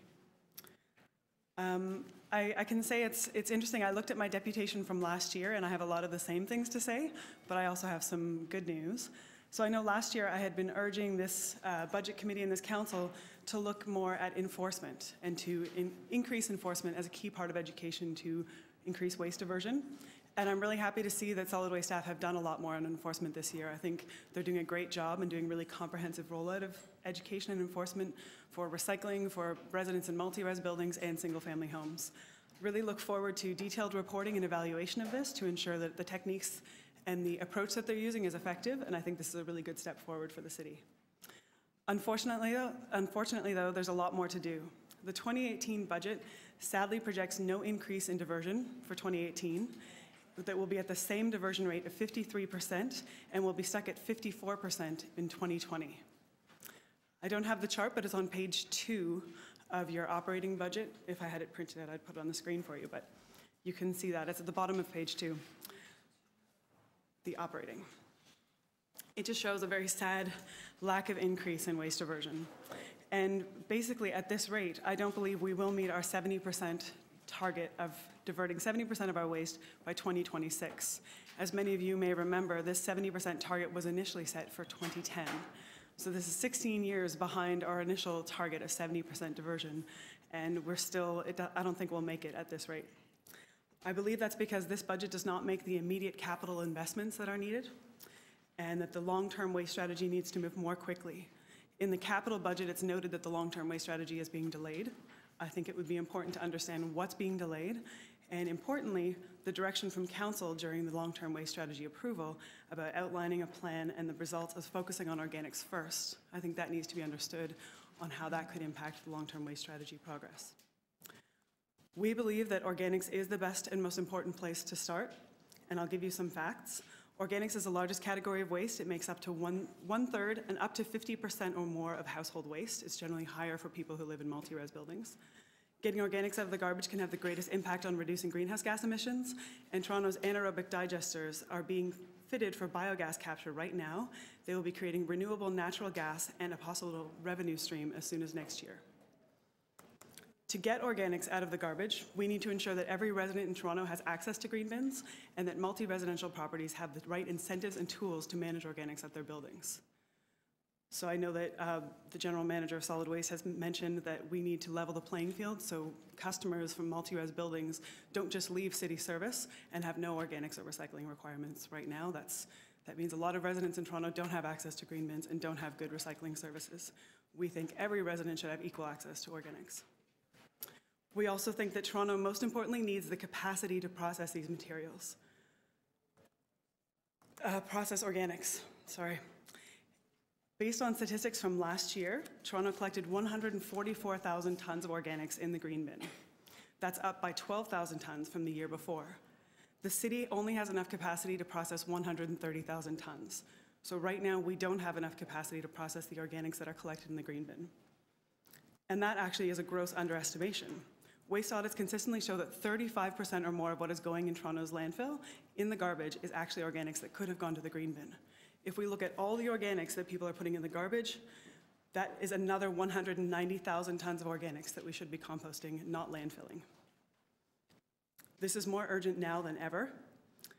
The Ontario government has announced that it will be banning the disposal of organics in landfill in some manner by 2021. The province plans to make organics diversion requirements for all cities and for non-residential buildings. So this means that in the next few years, the demand for organics processing capacity in Ontario will skyrocket. Every other city is going to be looking at where to send their organics. and we need to make sure that Toronto has a secure place to send it. Unfortunately, this budget puts off any actual investment in organics until 2026. And staff information from last year shows that it will take 5 to 7 years to get those organics processors built. So we need to start right now to get them done in time. I'm out of time, so that's it. Thank you. Good timing. Questions? Councillor Mahavik. I might ask the staff the same question, but if we were to, just for the sake of argument, divert all our organics from multi-res, how would that 53% number diversion, what would it increase to? I know we would meet our 70% diversion target for sure. Sure, it might be beyond that? Probably, yeah. I could do the math with some calculations, but I think the total amount of waste that Toronto's sending to landfill right now is around 490,000 or maybe 500,000 tons of waste. And if you took 200,000 tons out of that, then we would definitely be meeting our target much faster. So, and that's your big ask. From an environmental perspective, you think that the biggest bang for a buck that's not being met in this particular budget has to do with the adding another anaerobic digester, is that what they're called? Yeah. To the waste stream and capturing and getting beyond 70%? Absolutely. Okay, great. Okay, thank you. Thank you. Any other questions? Councillor Davis? Thank you so much, Emily. I always appreciate your depth of information.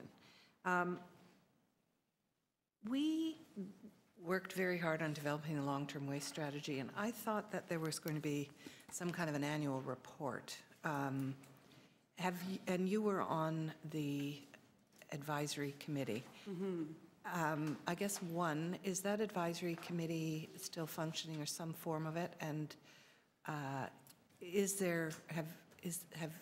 we had an annual report? I'm going to ask staff this too, but. Yes, we were on the advisory group, and there hasn't been an annual report that I've seen, and there have been no working groups or sort of stakeholder groups that have continued since the strategy began. Although I think that's an important part. And did our annual strategy, and I will ask staff, have diversion targets within it by year or within? I have to admit, I don't remember. I know the plan was 70% by 2026, and I don't remember the projection for each year, but. Okay, so what you're saying is this year, it looks as though that our target is the same as what we achieved last year. That's what's projected. I think we should, I think the fact that the projected level, which is not necessarily what our target is, it's what, facing reality of what we're going to have, I think having those low projections is an indication that we should be doing more faster. No, I remember trying to get at this question about what is our target and have we achieved it last year, and I will ask staff about that. What I continue to see in the high-rise buildings is that they are not making very significant and structural changes to make it easier for residents to green bin. And I know we had the one example in Scarborough that everyone went out to see, and they had a very committed superintendent and a board of their condo, and they were able to increase their diversion and save money, and it was a huge success story. And then we had the Mayor's Challenge, and we've been trying to identify success stories. Are there others that are doing things that we should be modeling, supporting, funding, providing incentives, something that encourage high-rise composting? Yeah, there actually are some other buildings. There's a great Star article about a building in Etobicoke that did a similar thing in terms of converting their garbage chute to an organics-only chute, and they've had great success. I know city staff are working on projects to look more, like to take the lessons learned from the Towering Challenge and see how they can roll that out to other buildings. So there are efforts there, but one of the big things that's really undermining any efforts to increase diversion with multi-res buildings is that right now, multi-res buildings can just leave the city system. Right. They can just go to a private waste hauler who probably doesn't require them to recycle too much, won't require them to do organics collection. And so that means that those residents in those buildings now don't have the opportunity to or access to that environmental service. So we got the City of Toronto Act amended to allow us to give us, I think, some jurisdiction around more regulatory, assuming a stronger regulatory role in terms of non-compliance. And I guess the provincial government is responsible for regulating the commercial, industrial, and multi-res sector. Do you ever see anything that they do to regulate in that sector? How do they enforce it? Do you ever see anything? No, there are a lot of problems with the provincial enforcement of the, what they're called the 3Rs regulations, where it requires the ICI sector to compost or to collect recyclables and send them for recycling. Yes. It's not a great system, and it's being revised. But that's one of the great reasons why, in a few weeks, city staff will be reporting to the Public Works Committee on their initial consultations with the ICI sector and multi-res sector on rolling out rules so that everyone would have to collect recycling and organics. And we think that's a really great move, because the average person in Toronto totally supports that. They think that's great. We did a quick poll on the street, and people are like, of course, that's unreasonable that, restaurants can throw food in the garbage when they should be composting. So people want to see those rules. I think it would reduce contamination in the city system, and it would make things a lot easier for most people, and it would help us meet our greenhouse gas emission target reductions. So I think it's great if the city can really move forward and ensure that we have the same rules for everyone. Great, thank you. Thank you. Thank you very much. Any other questions? Thank you very much for your deputation. Okay, we'll go to questions of staff. Councillor Havoc. Thank you very much. So just, I think that actually is the only area that I have here as well. So just, we are at 53, just to verify, 53% diversion. Our target is to get to 70. The deputant is saying that we could we get there if we did more vigorous green bin work? Through you, Mr. Chair, yes, we probably could get there, but we're also doing things through the long-term strategy that will actually reduce our diversion rate, and that's a good thing. Any of the food waste reduction programs that we're trying to implement where people actually produce less organic waste in the first place, that will actually bring our diversion rate down. So that's one of the big challenges that we have with a diversion rate now, is we are actually managing more recycling year over year. We're diverting more and more recycling, but it's becoming lighter, for example. So diversion is measured by tons. If the material you're diverting consistently gets lighter, we're actually managing more, and it's showing like we're doing less. And it's the same with food. The best option for managing food waste is not to produce it in the first place. Yes, of course. So, well, then is 70% the right number? That's, through you, Mr. Chair, that's something we're looking at right now. It's a council number. Yes, and so what we're looking at is what's probably more important is of the material going into the garbage, how much are we capturing and actually diverting away? Right, so of the pile that we are actually dumping in near London, how much of that, like, are there any, well, really, Mike, I have two questions. One is, are there any quick wins that we could do? If we were to direct you to do some quick wins around multi-res for 2018, is that a possibility to increase our diversion rate? So through you, Mr. Chair, the quickest win right now is to reduce our contamination and actually making sure that the material that we're collecting is quality material that can be diverted. And we're going quite aggressive on that already. And then the second piece is getting more organics out of the waste stream. And that's, again, something our city customers have access to organics programs. We need to now get more aggressive to make sure that they are actually using those organics programs properly. Okay, so you'd be okay with a request to report to executive committee on how that can be done? And is there any cost implications to that? Through you, Mr. Chair, yes. In terms of actually rolling the programs out, no. These are programs we've already got ongoing, and we can certainly report back on what we're doing. In terms of the financial implications, organics management is our most expensive stream to manage. So the more material we put into the organic stream, the more our operating costs will increase. Okay, so if I were to ask you through a motion that got passed, to report to executive committee on some options there. If we did this, we might be able to go from 53% to 55%. If we did this, but it would cost this. you could produce such a thing? So that is, through you, Mr. Chair, that is written into our long-term strategy, those different options and how we could certainly fast-track some of the stuff. We could add that in a note for you, and then, but also outline the cost implications that if we divert an extra 10,000 tons of organics, here's the additional operating cost that we'll also experience. And then would you be able to, for the 2019 budget process, a more, like, to get that anaerobic digester in, is that accurate that it's 2026? You're looking at starting that process? Through you, Mr. Chair, we're actually bringing a report later this month to Public Works that will look at a third anaerobic digestion facility. We've already started some discussions on moving that project forward. And so that project is already underway, moving it forward. It's in our, I believe, 2027 capital timeframe right now, so it's just outside that 10 years. It could take anywhere from 6 to 8 to 9 years to go through the permitting and siting process. So that's a fair estimate timeline-wise. We'll go through this process in 2018, and then we'll come back to council to say, look, based on all the assessments that we've done, we need to advance this by 3 or 4 or 5 years, depending on what the results of that study is. Okay, so and you'll report on that, well, I have a little wording on that, just to report on then to the 2019 budget process. You're going to do that anyway, given the report that's coming? That's correct. Great. Okay, thank you. Thank you, Councilor Maverick. Other questions? Councilor Burnside. Thank you. Just to follow up on your comment about a quick win, and one of the quickest wins would be to reduce contamination, correct? That's correct. Okay. So you know where I'm going with that? Yes, I do. I'm nothing if not predictable, right?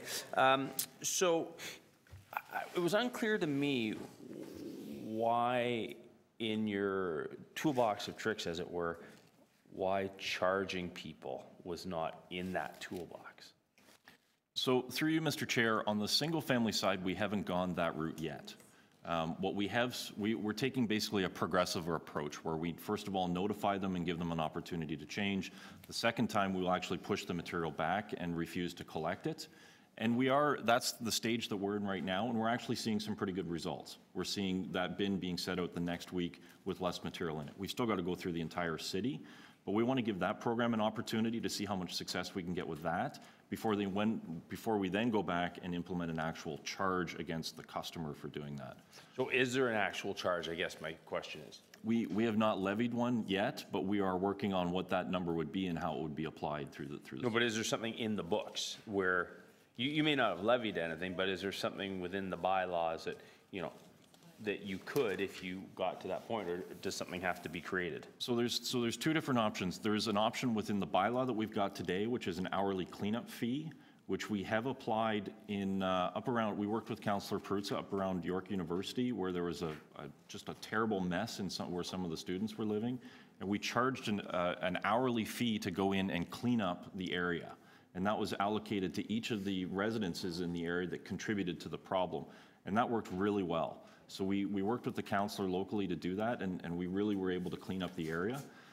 The other option that we have is, and what we've been talking about, is a cost recovery fee, which is outside of the bylaw, but essentially what we do is assess what is the cost of actually collecting and processing the contents of that blue bin that have contamination in it, and then we would actually levy that cost back essentially as an invoice to the resident who produced that material in the first place.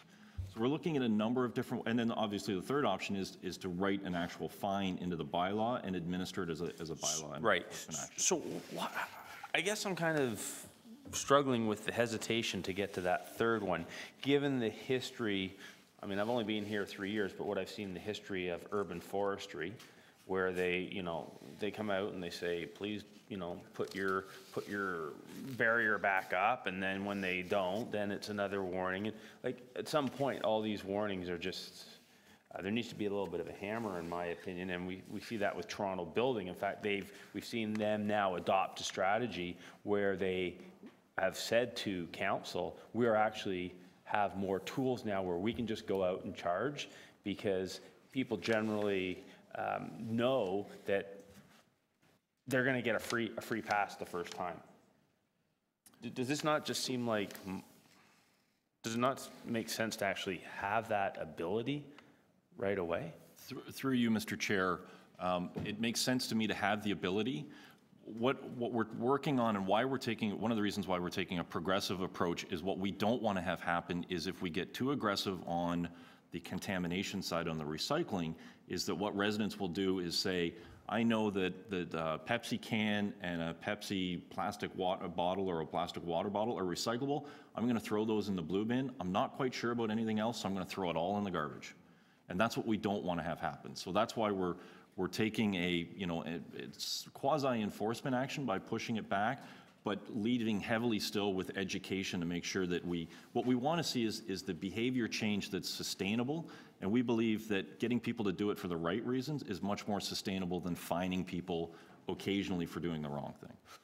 Okay, right, but would you not say the system is currently set up to encourage people just when in doubt, throw in the blue bin, given that you have a, whatever, the small garbage is heavily subsidized, what is it, $50 a year or something, the small container? 26, 27. Okay.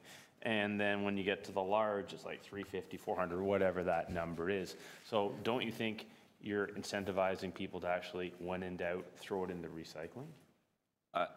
Through you, Mr. Chair, certainly we're not advertising that, but yes, that could be an interpretation that by keeping the rate on the rebate so large on the small bin, it could actually be a perverse incentive to throw your garbage into the recycling bin. So maybe an offset might be something to certainly one of the options is to reduce the level of the rebate on the small bin so that they are actually paying the cost of the full amount of the garbage that they're producing. Okay, I guess I'll talk about it next year. Thanks. That's also a topic of discussion at operating on the rebates. Councilor Nunziata. Yeah, so just on that point, so we communicate that with our calendars, right?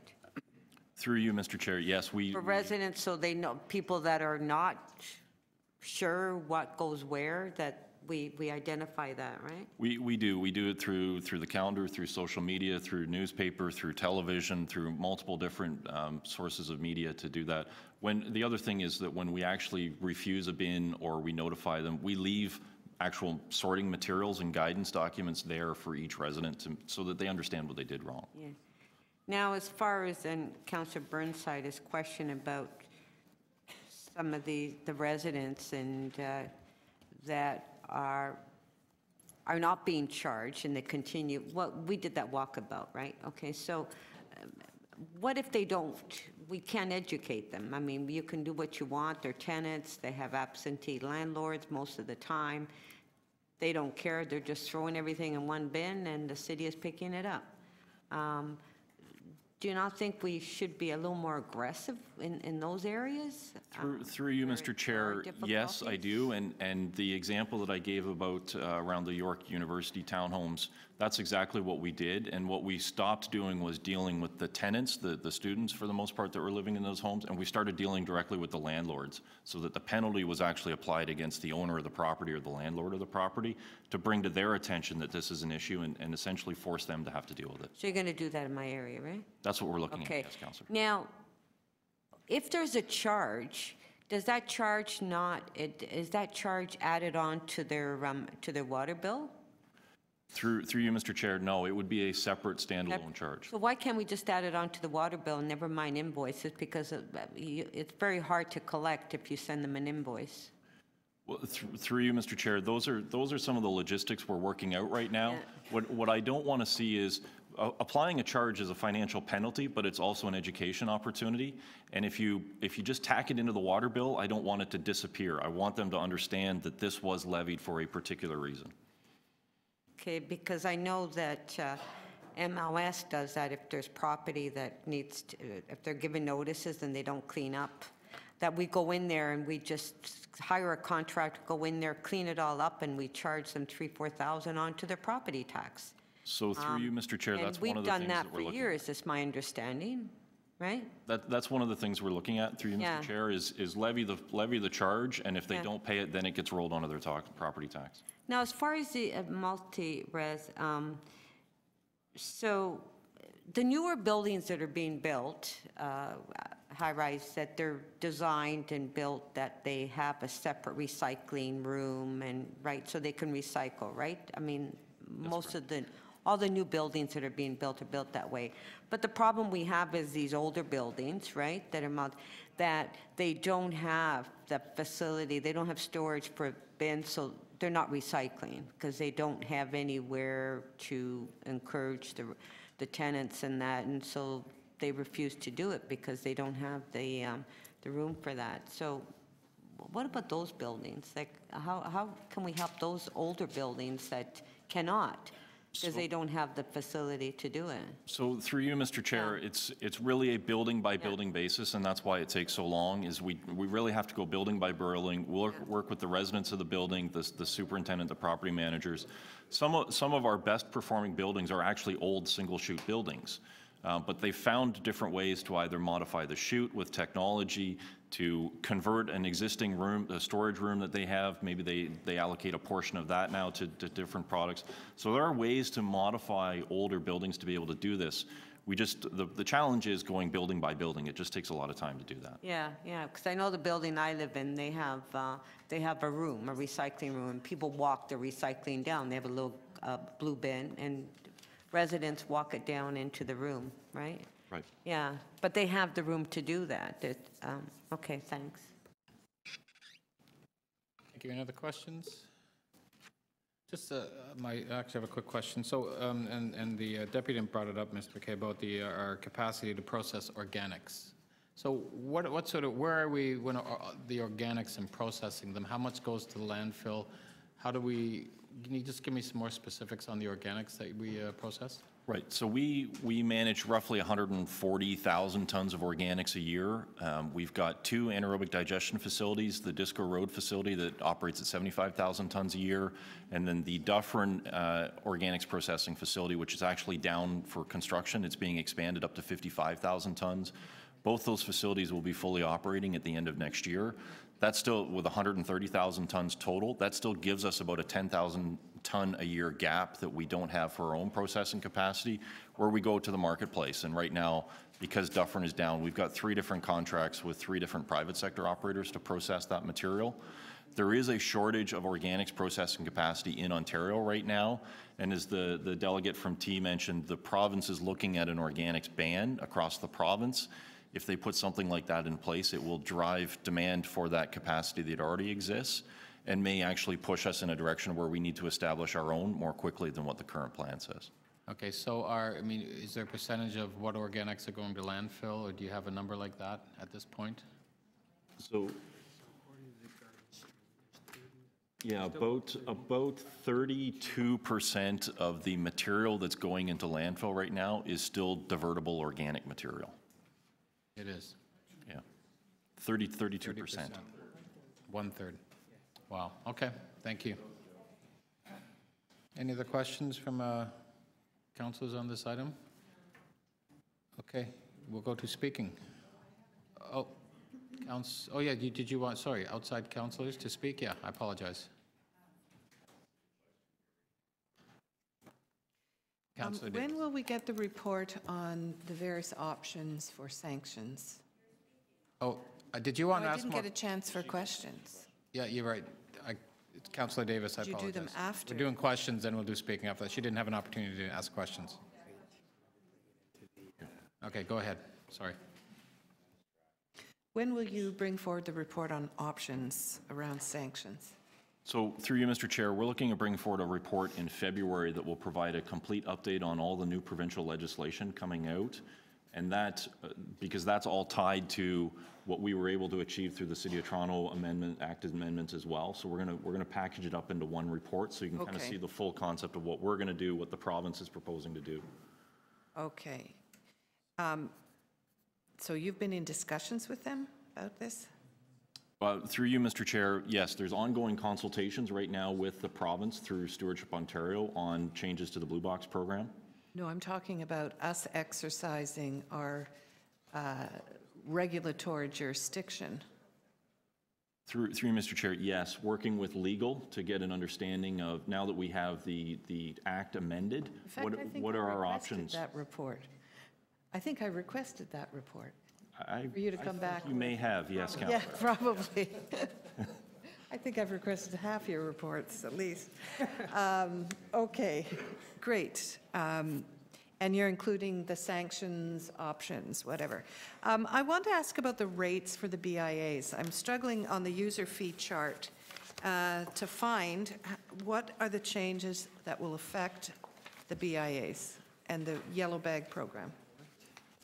Because there's a column that's called Other Adjustments, and a whole bunch of them, I can't tell what those other adjustments are for, over and above inflation, and what it's based on. Do you have a table number there, Councillor, that I can refer to? It's Appendix 7A, which has all the rates in them. Oh, okay. Yep. So yes, there's sort of the general rates or the more common rates for single-family, multi-residential, and then there's a whole bunch of other customer types that we have, and each one has a different type of rate. What we've done through a rather sophisticated rate model that we've developed is understand what the costs are by customer. Can I just ask, I know my time's going, if I know that I had two questions in that question. What were the other charges? But I kind of want to really understand what the BIA impacts are. So the Small business. those rates would be increasing by 5.2%. And that's part of a multi-year true-up that we're trying to do, to recognizing that those customers have actually been undercharged over time, to bring them back up so that they're actually paying for the cost of services that they're receiving. 5.2%. So, and the general residential increase is how much? Single family is at 2%, multi-residential is at 1%. So this is what I don't understand. We want our small businesses along our commercial strips to recycle and to green bin.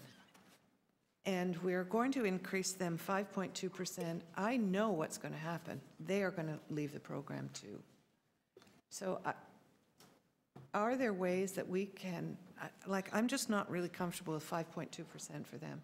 Can we adjust? Are there ways that we can look at adjusting the large industrial slightly that would then alleviate the increase in the small commercial so that there's some rebalancing? I'm not saying, are there ways you can look at this between now and council? Because I know what's going to happen. Our BIAs, they're not even here because they probably don't even know. And this was their only opportunity to speak. Through you, Mr. Chair, yes, they know. All the BIAs? Through Yes. through the notification process with the rate budgets, they do know. This is the same increase that they received last year, and certainly will have to be the same for a couple more years. Yeah, and they're all dropping out. The whole BIA has wanted to send out a memo to all their members saying, here's where you can get cheaper service. And that they were really mad about it. So through you, Mr. Chair, if, we have a balanced budget now where our revenue equals our expenses. If we were to reduce the revenue from one customer type, we would have to then increase it That's what from I'm others. saying. So The we would large have to industrial, increase them. Can you look at options for rebalancing that doesn't increase the small business increase to 5.2%? Through you, Mr. Chair, we can certainly look at it, but I think what it ultimately requires is a policy decision from council that the city will intentionally subsidize certain customer types and will use money from other customer types to provide that subsidy. Okay, well, I don't know where that policy is. I'd love to see that policy. Through you, Mr. Chair, there isn't a policy. Pardon me? There isn't a policy that says that we will subsidize one customer type. No, I'd love to see a policy that says we can't do that, because of course we do that in many, many ways. That's your last question, Councillor. Mr. Levy, did you have an I think what the general manager is simply saying is that we would need direction from committee or council on establishing something that we can't recommend to staff. So can you bring forward something that demonstrates some options where we could mitigate the impact on small business on this rate? Say it one more time. I don't think we can develop options for you with any with our support. Oh. For you, Mr. Chair, I think the basic principle here is that this is full cost recovery. I understand that. But we have policy objectives too. Okay, thank you. Are there any other Maybe I could- questions? Okay, Councillor McHavock has one last question. Special event fee, I have a note here.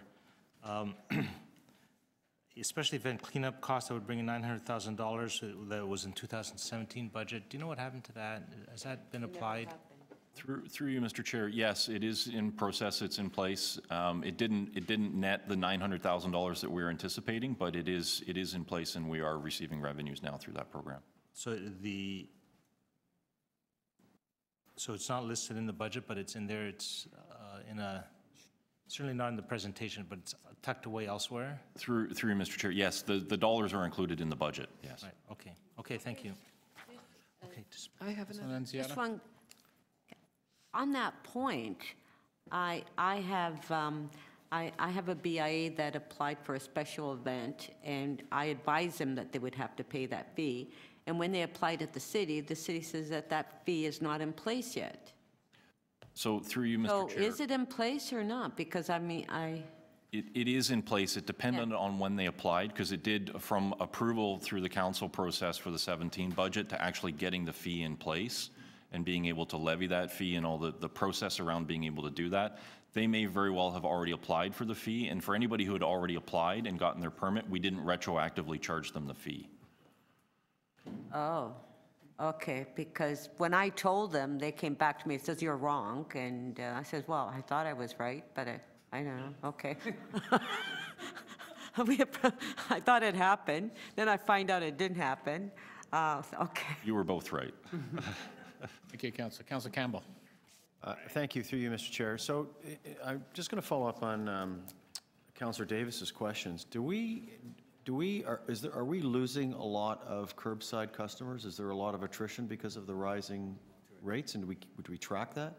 Through you, Mr. Chair, we're not losing any or very little curbside customers. It's the multi-residential customers that we are. Oh, the multi-res. But the curbside, even though there's the increase there, they're still ordering and paying for the pickup. Through you, Mr. Chair, yes, and we believe that the pricing that we are providing is cost competitive with the private sector on those types of services. And in regard to the multi-residential, I apologize if you've already answered this, is there a strategy to try to obtain more customers there? Through you, Mr. Chair, yes, but part of that strategy is to first level the playing field to make sure that they don't have that avenue to actually go out and just move to a garbage-only program with a private sector service provider. Okay, thank you, that's it. Thank you.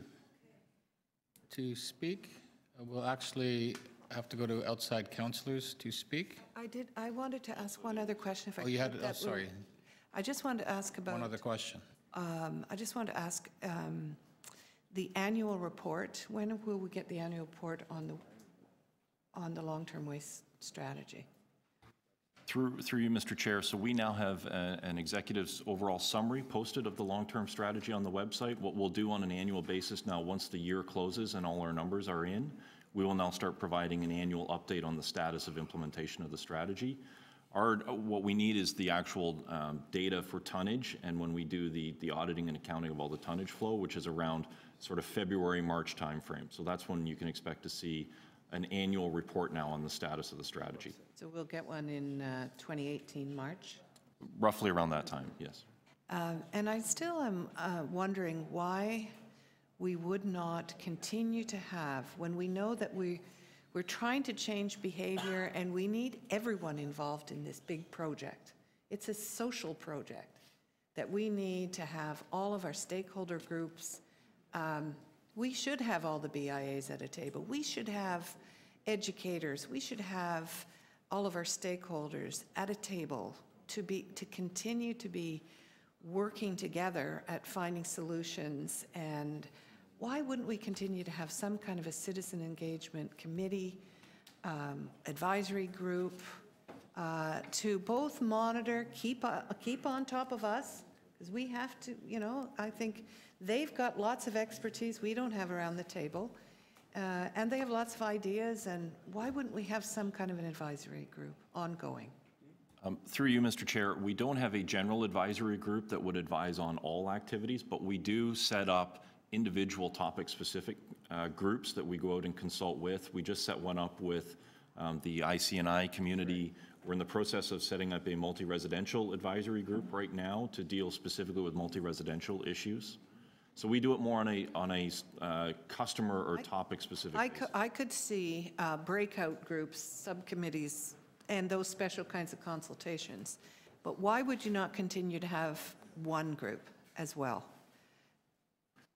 Through you, Mr. Chair, partly there are a lot of effort to set up and maintain for both solid waste staff, but also for the participants, and we want to make sure that we get sufficient value out of that type of a group. Okay. One last question. I've asked every year about whether or not picking up in the laneways. I know that some of the BIAs don't like the garbage bins on the road, and especially in the summer when there are cafes. And have we examined whether it's feasible to do pickup in the laneways as opposed to having all the bins on our streets? When we're trying to build a vibrant street with pedestrian and commercial activity, beautification, all of that, and continue to have smelly bins of garbage on our sidewalks all the time. Can we look at a pilot project to pick up in lanes? Through you, Mr. Chair, yes, we get requests regularly to start picking up from laneways, and we deal with those on a laneway by laneway basis and do an assessment as to whether we can get in or not. I don't know of any right now, or very few, that we can actually get into. There's two primary issues with laneway collection. One is access. A lot of these laneways are narrow. There's low-hanging wires. The access egress points are very difficult for a truck to get into. We have a policy that we do not back up down a laneway or down a roadway, and that's for safety reasons. And a lot of these laneways are actually dead end at one end. That's when we were out with Councillor Nunziata, that was the challenge with her laneway. It's a combination of simple access into the, but also purely health and safety reasons. So if they request, though, they can have their laneways assessed to determine whether or not pickup is possible? Yeah, if there is, that's, yes. Thank you, Councillor. We'll go to speakers for the item. Councillor Mihevc. Yes, thank you. I have one motion, and it is in the spirit of trying to advance our diversion, and it seems like it's something that staff is doing, and I think we want to encourage them in that direction. So if there are any, basically it's to report to the Executive Committee on options to enhance diversion rates in the short term for 2018. And the second one is more on the long-term strategy, recognizing that there's a report coming down the line to get towards the 70%, and I can save the thunder for another time around diverting organics and really making it part of a big communication efforts that's the direction that we want to go. Okay. We got to get from 53 to 70. Question of the mover.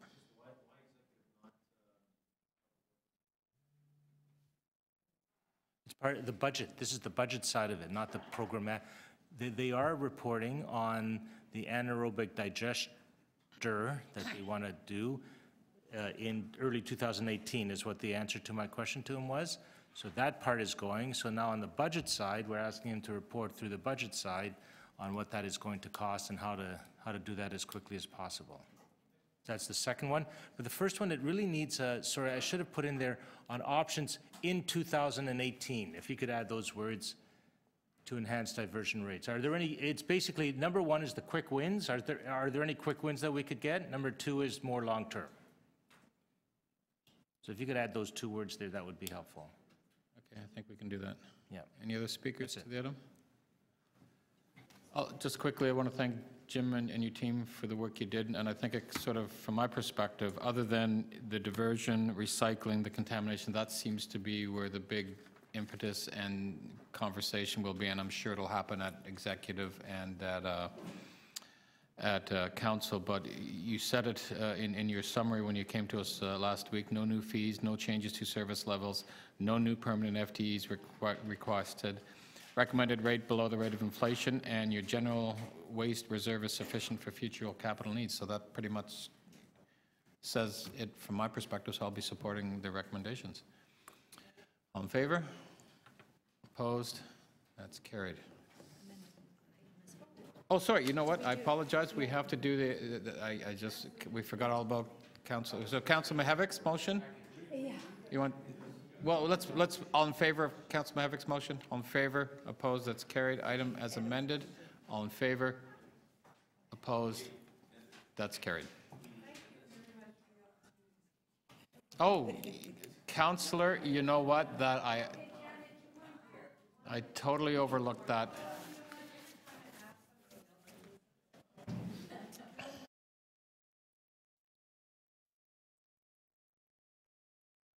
Next is Parking Authority.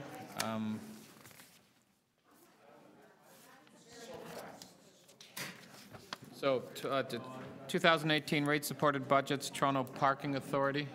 Is there anyone here from Transportation? Do we have anybody here from Transportation? I think it's their briefing. There's a note here, Mr. Chair. And, you know, I've got a motion to that effect. I don't have really anything on this, but we just got a note on the revenue impacts of community councils on Toronto Parking Authority, suggesting that we're losing $500,000 from construction staging areas. Did you see it? Have you? Yeah, I saw it. So my request is only that we ask staff to, maybe you could put it on the board, to find a way to make a cost recovery, so that if we don't want, we need to recover that money from the developers if indeed it is a cost. It might be a delayed revenue stream, I don't know, but we can ask staff to report to. Well, why don't we're doing questions now. Oh, so this is on, why don't we do questions? Why don't you ask the question, see if they can answer that right now, first of all. Yeah, we're doing questions now. Okay, well, I know they only just saw it, I just went to the side, but Andy, do you have any comments on this? I'm not even sure, I know you haven't totally absorbed it yet. The revenue impacts of community councils on Toronto Parking Authority. It suggests that on page 4 of 5 of the report that we charge them $5.6 million, but our real loss of revenue is $6.1 million. And so we lose $500,000. So do you have any comments on that? And it suggests obviously to us that we should adjust our construction staging fee to at least be cost neutral on this piece. Yes, my understanding is that there is somebody from Transportation on their way to address this perhaps in more detail. I believe that there has been a change in the fees in the past couple of years that was looking at full cost recovery for revenues on this. And I believe also there is a lag in terms of when the report may have been adopted and when the actual construction takes place. So in other words, even though the approvals are in place, it may take some time to market the property or initiate the construction. But that's a fairly high level assumption on my part, so I think until Transportation comes, we'll await. That's all I have, Mr. Chair, and somebody from. I think we'd have a common interest to basically have full cost recovery there. Yeah, no, and I agree with you. Did you? Yeah, okay. It's KIP, yeah, okay. Just that briefing note that seems to suggest that we're losing $500,000 on cost recovery related to loss of revenue in the parking authority for construction staging. Through you, Madam Chair. So the briefing note summarizes the annual revenues and what happens when we are doing the cost recovery for the staging areas. They're not actually being realized in the same given year. Oh, I see. So the monies are actually forthcoming. But So do we have a rate structure for road occupancy that is full cost recovery at the end of the day? Yes, at the end of the day, that is correct. So when a contractor is occupying a portion of the public right-of-way and there is loss of revenue with regards to the on-street parking component, that is fully being recovered and then being directed over to the Toronto Parking Authority. So we don't need to revise our rates? No, we don't. Okay, then I withdraw my motion. Okay. And go home. Any other questions, Councillor Burnside? Actually, go. Mine's actually back to my favorite topic. I was just looking at your sick time for your employees, and it trended down quite a bit from 2014 by about a third. Was there anything that happened in that time period that would have resulted in that downward trend? I believe what these numbers tell us is that in terms of the other years, we had a number of staff that were on the short-term disability plan. So for example, 2014, 2016, and 2017, that ended up going on LTD. And those numbers, those situations actually skewed the numbers. So in 2015, we had less of that embedded in that number. So, okay, so people that were on short-term disability 2014 were then moved over to long-term disability, and that brought your numbers, I guess, more in line with what would be expected? Yes. Okay, and sorry, what's the long-term disability rate? Is it 70%? Yes. And the short-term is 80 or 75? Sorry, the long-term is 75 and the short-term is 80? 85, okay. Thank you. Thank you. Councillor Campbell.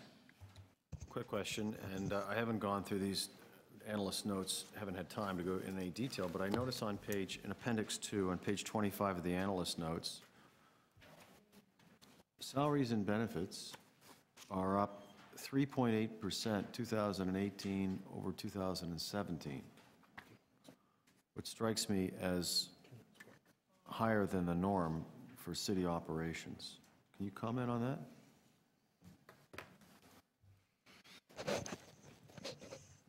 Increase in the payroll year over year in the budgets reflects the increase of 5 FTEs being requested, 3 for operations maintenance, and 2 to support construction and IT services. Okay. The rest represents COLA. Okay, thank you. Thank you. I have a couple questions with regard to the bike share program. The last time we chatted, you were talking about the sponsorship and that it would be imminent that you'd be getting some sponsorship. Can you comment on where you're at on that?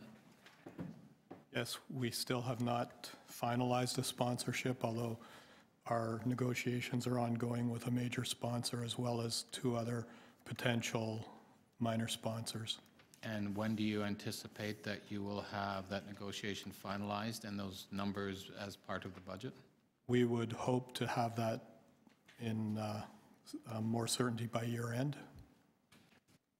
By year end, so we're making, and what is that sponsorship number? Can you give me, was it I remember seeing a $600,000 figure, or what are you anticipating in sponsorship as part of the bike share program? We're seeking in the range of $2 to $3 million. No, I don't know where I got the 600. So in the event that that doesn't materialize, what happens? We'll have to report back on that, but we are quite far down the road in terms of the negotiations, so we're quite confident that something will be coming forward. My challenge is we are now making decisions and putting in numbers, and I still don't have any assurities that that number will be coming in. That'll have a huge impact on our ability to provide the service with the bike share. And again, something by council or executive, which is before the end of the year. Yes, we've been fairly conservative about the revenues in terms of what we're expecting for the 2018 budget. And again, we are quite advanced in the discussion, so all I can say is that we are confident that we will be coming forward within the next month with something, and if not, we'll have to report back in terms of what we do from there. Okay, that again, I'm sure you'll be available during council to give us an update? Absolutely. Okay, thank you. Any other questions? Seeing none speakers to the item? I think we're good. I'm fine. I just want to thank you for your work. All in favor? Opposed? What are you doing? Opposed? No, all in favor? All in favor, opposed? That's carried. Any outside councilors who would like to speak? I didn't ask her in case It's too late. Okay, darn. Okay, anyway, thank you very much. I think we're done. The rate-based budget. Motion to adjourn. so good. We don't need a motion, but we could always entertain one. How can you, We're you don't adjourning. need a motion to adjourn a meeting? Thank you, everyone. Oh, it's too bad.